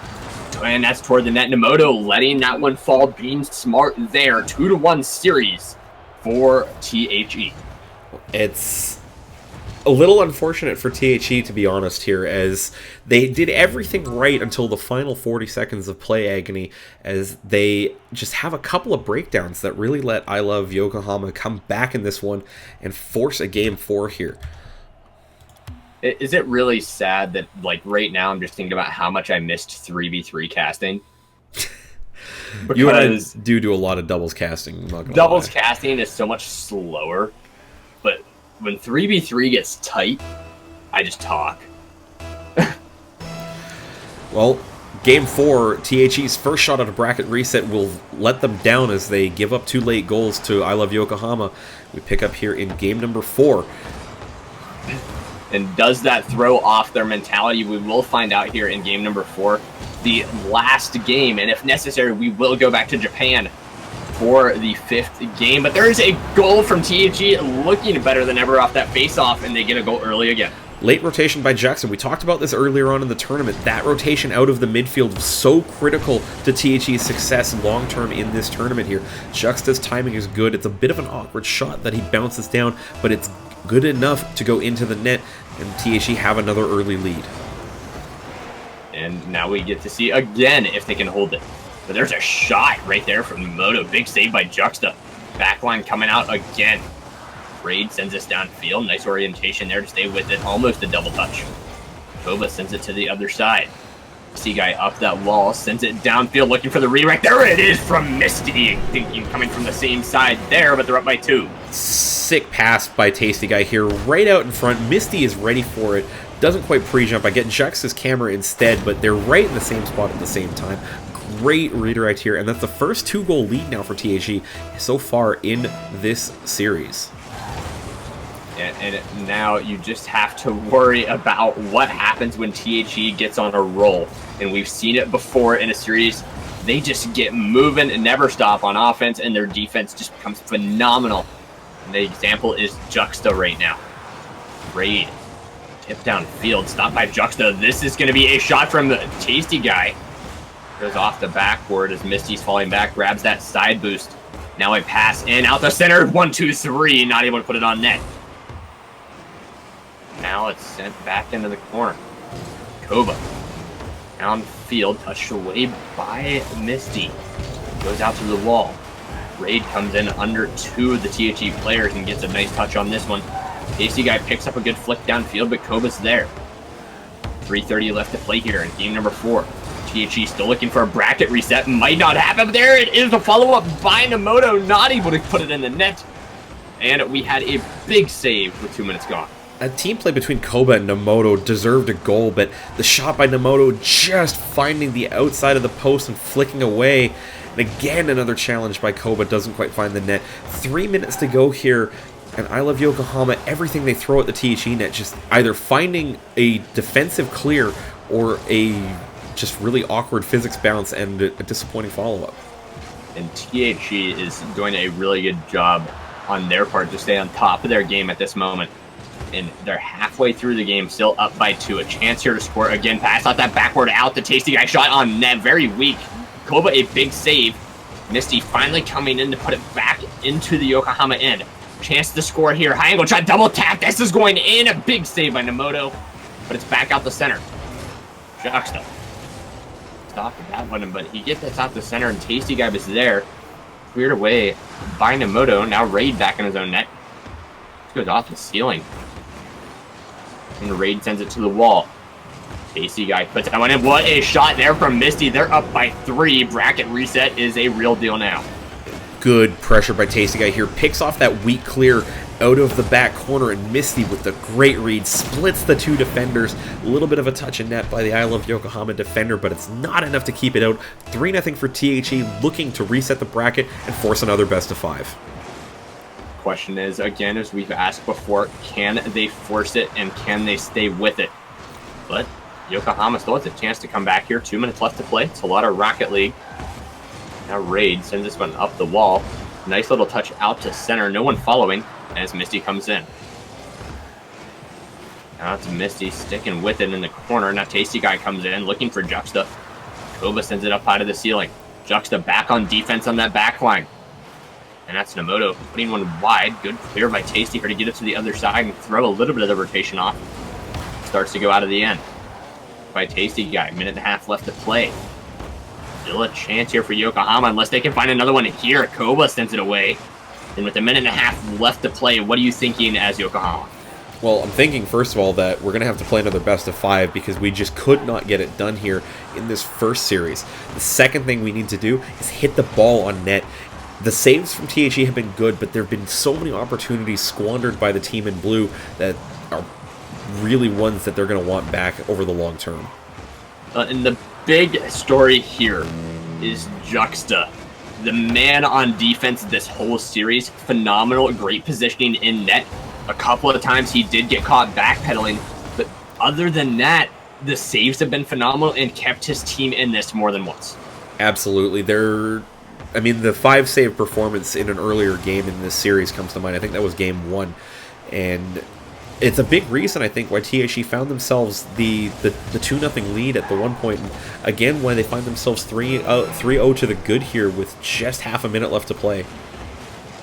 Yeah, and now with THE moving on, we will be switching back to Japan after this for 2 games. Actually, no, with the bracket reset, the server order switches, so the first 2 games in the next series will be on Asia mainland. Oh, so we're not even switching servers. That is correct.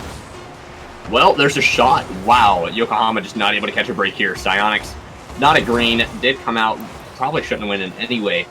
But they do need to find a goal here. No momentum. None at all. Going into the second best of 5 series. A bracket reset has happened. THE is on level ground. Well, that is the first step if you want to take this tournament out of the lower bracket, is reset it and force another best of 5. So, on that note, we will throw it quickly over to the splash screen here while I get the moderation sorted out here. But, man, what a series by THE. They really, really took that one to I Love Yokohama.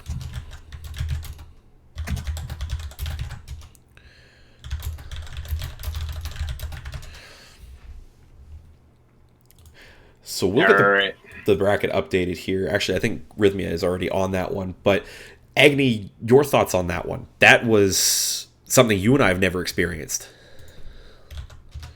I've experienced bracket reset. Well, with RLA? Not with RLA. I mean, I bracket reset in the MLD with Celtic Party. That was interesting. But, yeah, we're going to move on to immediately. My experience with it, though, is THE, they're playing strong. They came into it with a lot of momentum from the losers final. Being able to come away with a Game 3 was just phenomenal for them. And then now, being able to put back 3 games against Yokohama, which is the last remaining Japanese team, and against the last, mainland team from Asia, this is going to be interesting. And I think that THE has the advantage now because they're already in Yokohama's head as, all right, we can beat them now. And the back pass by Juxta towards Tasty Guy a little bit fast, and teammates not ready for that. That's an own goal. We'll see how I Love Yokohama respond here. They've been reset now. The series score is now fresh. They have an opportunity to start this one off on the right foot if they can take game 1 here on the Asia mainland servers. And now we find out on offense if THE is going to stay up to the task. Missy in that one was Tasty Guy. In comes Missy as this goes out the center. Nemoto puts one up high. This stays high. Now Koba Sends one downfield, touched by Nemoto toward the net. This is a wide open net, but Misty is there. Now Raid stops Misty downfield. Back pass by Nemoto. Shot on net. What a play here. Juxta, big save. Still living up to his name, and a demo by Misty opens up the field. Oh, what a beat there by Misty. Back the other way. A big clear. Juxta needs a touch, does not get it. And Raid not able to put that on net. As Koba trying to get to the center. Does Nemoto's there? They have the lead for the first time in a couple of games. Watch this pass by Koba here. Gets the ball in the corner and brings it under control really well. It's a little touch past Misty. Rolls right out in front for Nemoto to follow up on with the open net. That's the start you want if you're I Love Yokohama. Getting yourselves on the board first and now force THE to play from behind in this best of 5 series. THE has not been out of their end except for the first 10 seconds after faceoff. They need to find a way out.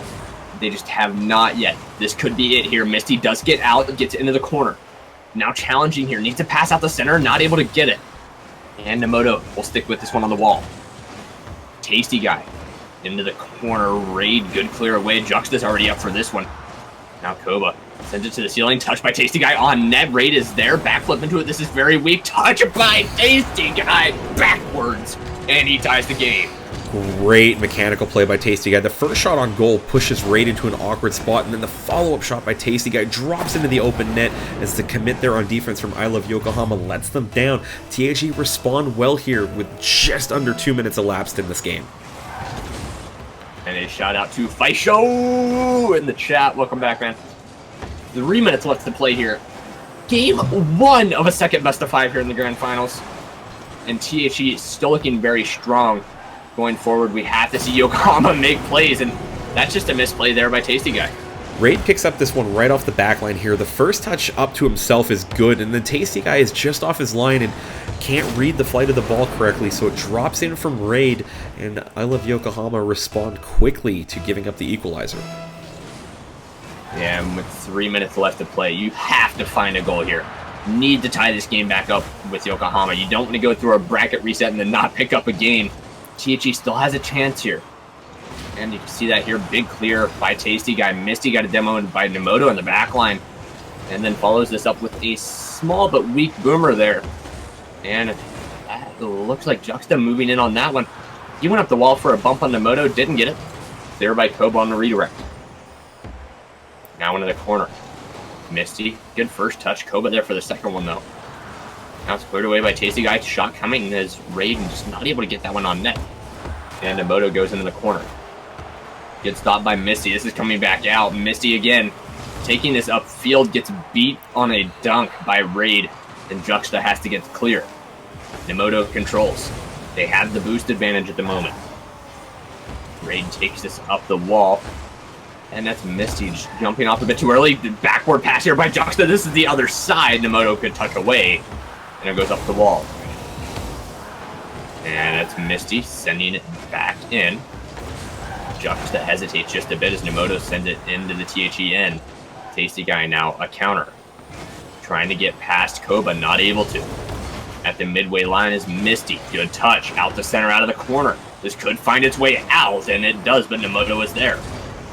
And a huge miss there by Juxta as he goes into the corner from Tasty. Raid.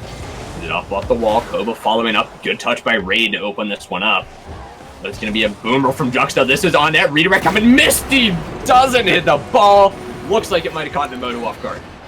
Long ball by Juxta. Might have been a bit of a mind game on the redirect here as Nemoto is actually backwards when the shot gets taken, so he doesn't react to it in time. Accuracy from Juxta at long distance is very good there. This 2-2 game with 79 seconds left on the clock here in game number 1. Should say we used to praise Juxta for how accurately he can shoot at a distance. And he is one of those players you have to be very careful giving time to hit a boomer like that. But we'll have to see here if THE can get back into it. That's a redirect there from Raid. They're back ahead by 1. Another quick response from I Love Yokohama. They give up an equalizer, respond right off the next faceoff. Raid reads that one well, has an open side of the net to shoot at as THE a little bit slow on their rotations defensively. Now they have to play from behind again, and with the pressure mounting and the time running out, they need to find a quick response here to going down again. And there was a double commit there. This could end up badly for them. 60 seconds left to go. Nice touch by Tasty Guy over the net. Now Juxta misses that one wide open net. Misty, good 50-50, but it's still a dangerous area. Shot coming. Koba misses. Now Misty upfield, stopped by Raid. Now there's Juxta, sends it back. And Nemoto a tip away. Juxta into the corner now. Boost advantage still lying with I Love Yokohama.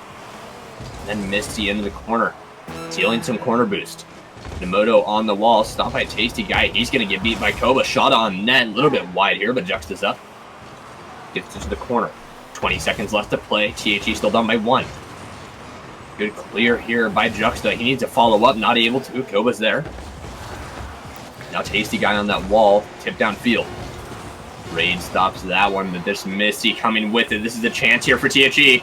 Sends this one across. What a pass! The Tasty Guy just off that bar.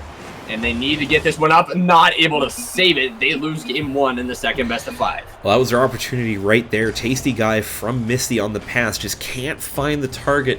I Love Yokohama doing well to respond every single time that they were equalized in that game, dragging themselves out of the disappointment of that bracket reset. Now let's be a little bit honest with ourselves here. It could have also been the mentality of THE going into it. I mean, we did talk about this a little bit in the last best of 5. Going into this one, they need to find a way to keep the same mentality they had the whole last series and keep moving forward with it and keep the momentum. Now that they've lost one game, again, they lost one game in the first best of 5. But now that they've lost one game, they need to reset and get back into their play style. Yeah, exactly. They need to go back to doing what they did well, which was playing well on defense, but catching I Love Yokohama off guard in that midfield transition. Not going to happen when that happens right there. No, they've got their Koba, confidence. a huge shot. They have their confidence right now, Agony, as the dunk by Nemoto falls right out in front for Koba. Misty isn't back yet, so Koba picks the top corner on a really fast shot off the aerial. And if you're THE, that's the kind of ball that you have to not let get towards your goal. You have to play that one better at midfield. Yeah, and we have to see THE find a way to get a pass out the center. They're like that. They're Juxta. Oh, wide open angle. He gets it with the tying goal. Misty off the kickoff into the far corner. Just does well to confuse the defense there and flick it out to Juxta. Picks the angle. Raid is flat-footed in net. There's no way he's saving that one. Instant equalizer here for THE.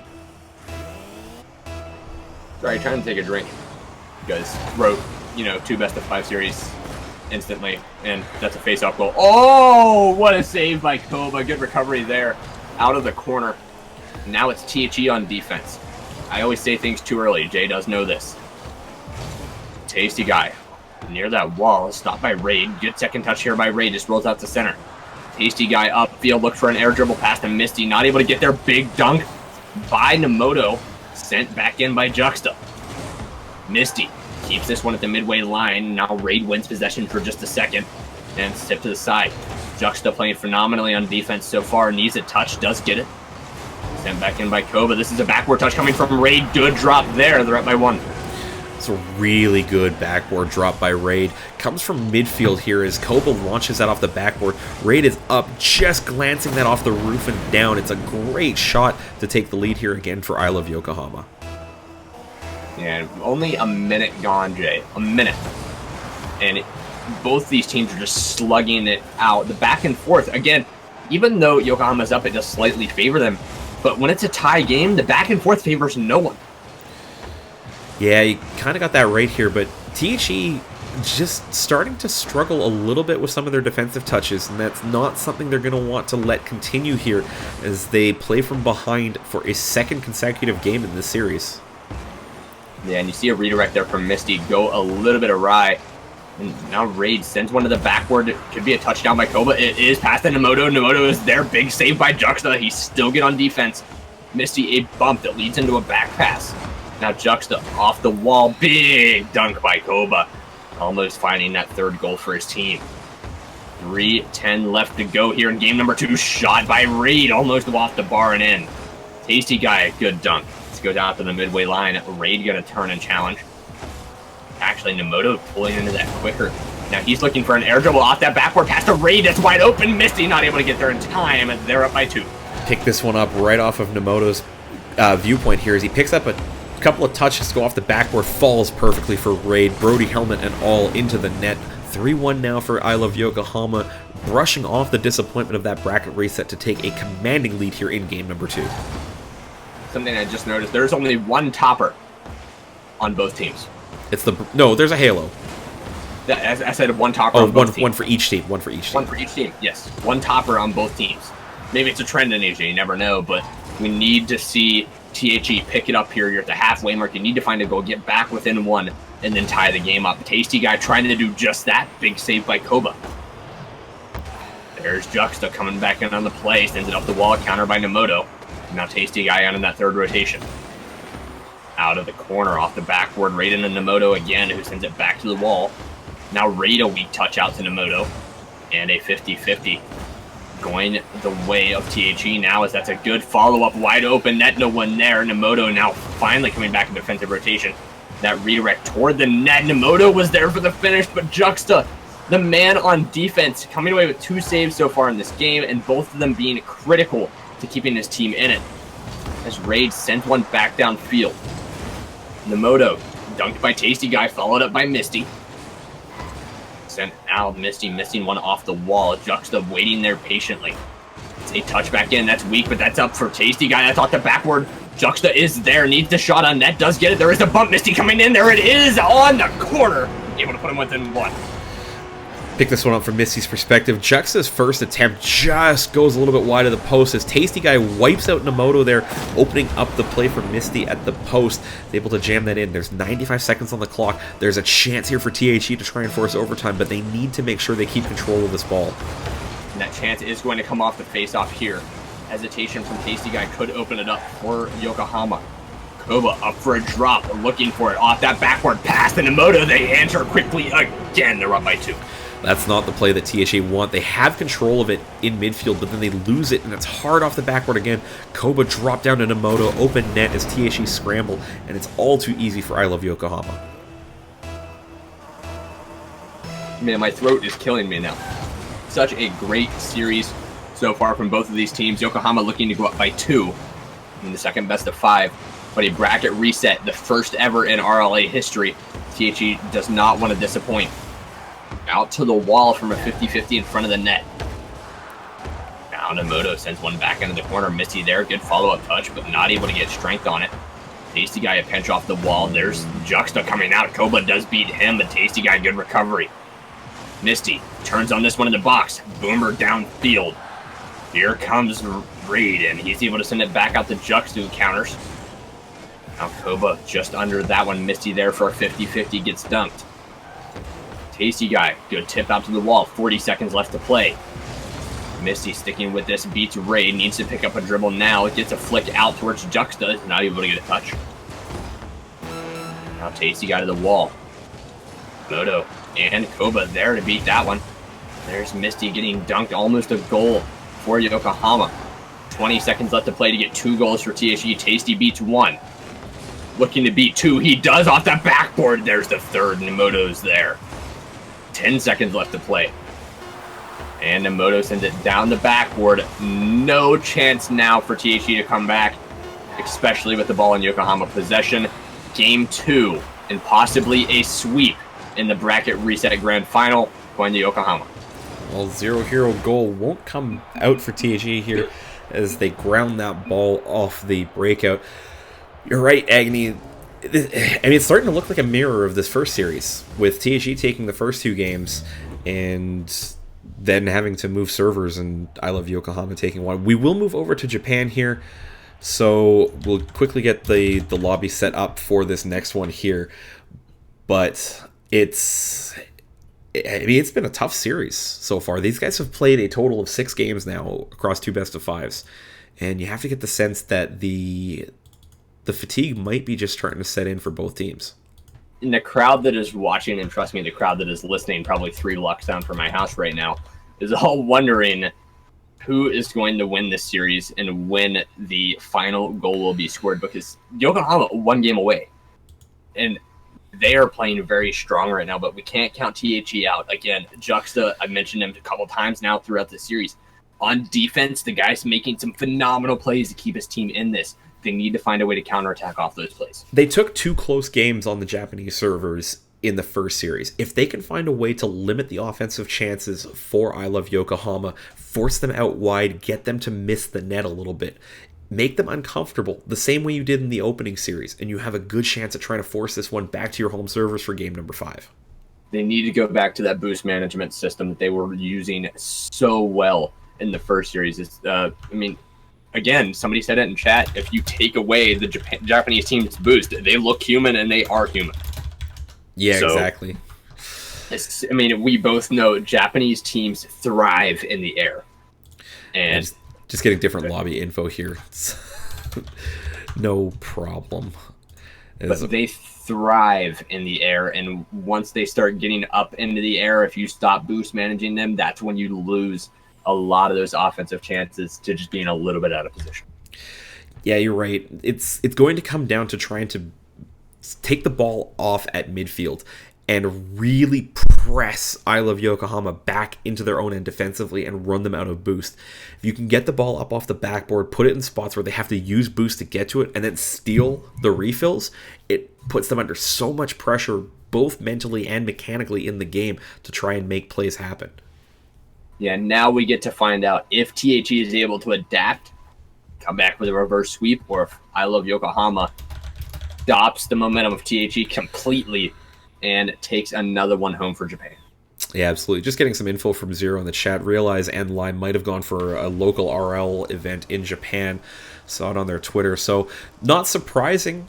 That does happen from time to time here, and it is a bit of a disappointment. We do love seeing Realize play, but it gives an opportunity for another team to take down a victory here.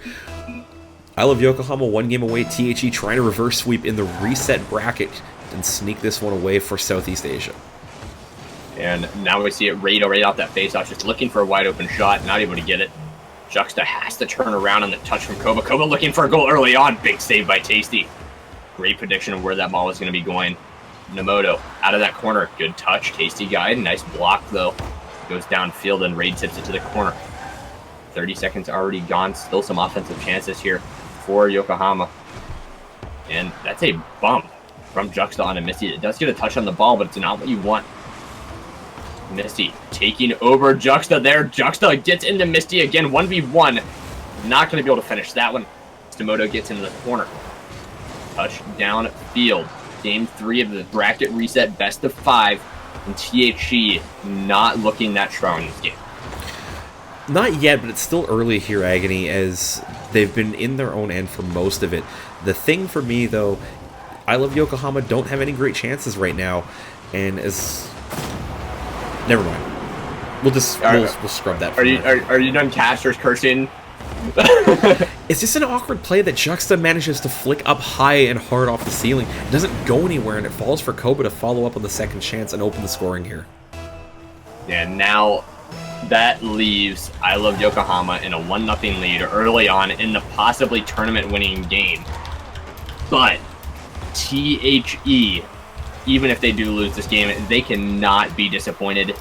They came back from getting swept in the winners finals 3-0 to bracket resetting and having a chance to take it home. They just weren't able to keep the same style of play up. I think that I Love Yokohama adjusted a little bit after that first series. They started to realize what THE were doing defensively and changed the way that they were breaking out of their own zone to try and adjust to that. That being said, THE also kind of felt a little bit flat throughout these first 2 games of the series and through the start of Game 3 here. Not having that same kind of crisp touch out of defense that was serving them really well in the first series. Yeah, and they have to find a way to get back into that defensive standpoint and just do really good counterattacks like they were in that first series. But not happening just yet. 2 minutes already gone here in game number 3. And Yokohama up 1-0, still possibly 2-0 after this play, but Tasty a big clear. Downfield, redirect coming, it's in the net. They tie the game. Well, it's a good response from THE as a good ball downfield by Tasty Guy just catches out everybody, and Misty with the offensive boost grab finds himself an angle to bury that sharp angle there, and it's a tie game now. And gonna be another face-off, which we've seen THE get a couple of face-off goals this series to take the lead. Not able to get past Ray though. Juxta there, big boomer downfield. Turned away by Koba. No redirect coming, but Koba's up for another touch. Stopped by Misty. Raid sends it back into the corner. He's going to look for a center. Does send it off from Juxta.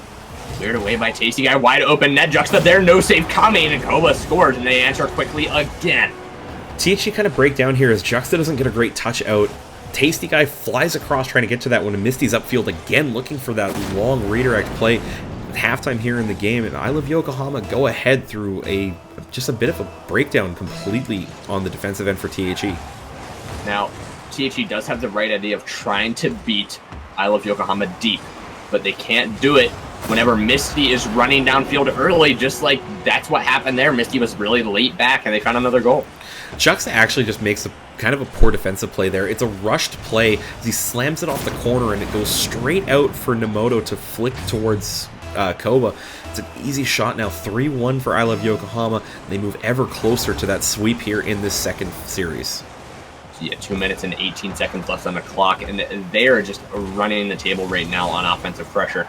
The only goal that THE has was a boomer straight into Misty's arms, which he was able to finish with a redirect.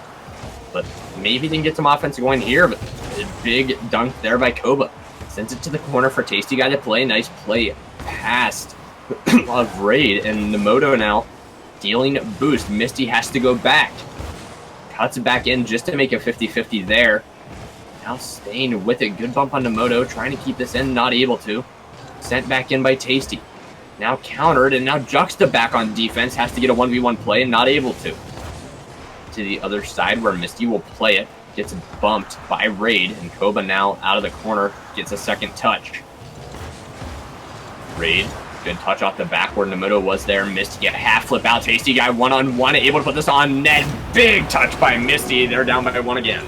Good control by Tasty Guy getting this downfield. The first touch by Misty goes out in a good spot. And Tasty Guy just flicks that one around Raid there. Misty with the final dunk finds the far post over top of Koba, I believe, and brings THE back within one. Just a great breakout. Good solo play to get it downfield. Now we get to see THE again try to get that tying goal. And if they do, it should be early. But a minute left to play. Yokohama playing very strong. You see Juxta there sending one out to the wall. Tasty Guy gets it beat by Nemoto. Juxta out of the corner. Misty did get a little bit of a touch on that. Has to follow up. There's a shot on net off the bar. Nemoto got on the Tasty Guy deep downfield. Juxta bails out of the wall touch. No boost on the THE side. They're both trying to get that boost pad. Nemoto capitalizing on that. Almost finding a goal. Tasty Guy now downfield. Into the corner. Not able to get onto the backboard for the bump. And Koba gets beat by Juxta to the ball. He misses his second touch. Not there. There's a center wide open, dangerous area, but Raid is there in time. 30 seconds left to play. Yokohama looking in very good standing now to win this game and win the championship for the Community Cup number 13. Now Misty breaking out. Able to send this one up over top of a teammate and also a Yokohama player, and a dunk from Koba almost finds the net. Good flick up here by Misty. No second touch coming. And that's a double commit from THE with 10 seconds left. That is for sure the dagger. Misty goes up for the challenge, doesn't quite get there, and then Juxta and Tasty Guy run into each other. You see Juxta in the chat, not like this. He realizes his panic just kind of set his teammate off there.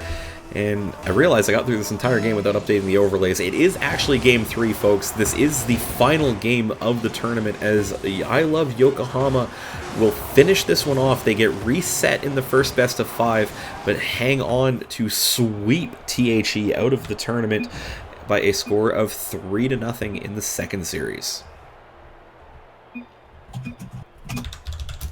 Sorry. But, all right, I'm going to say this. Tasty T did say something in chat we didn't need to say.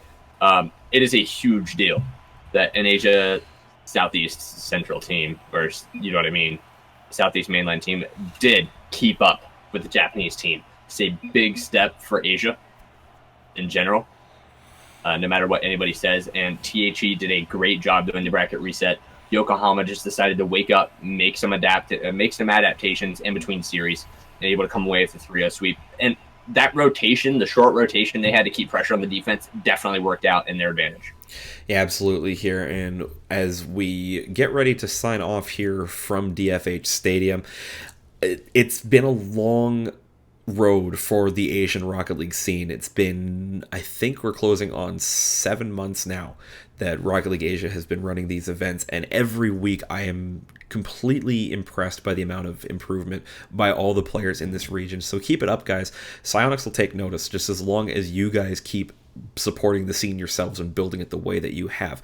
On that note, folks, we have to say goodnight.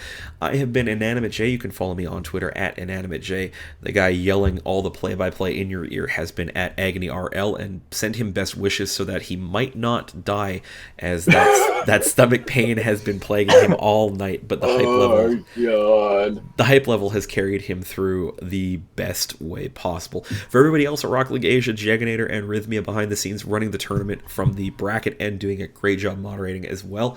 Thank you guys so much for participating, for watching. It's been a blast. We're going to kick you over to a host any minute now, but we'll be back next week, 2 o'clock GMT +8, with a 2v2 event, as we do in every alternating week. Thank you so much for watching, and have yourselves a great rest of your day wherever you're at.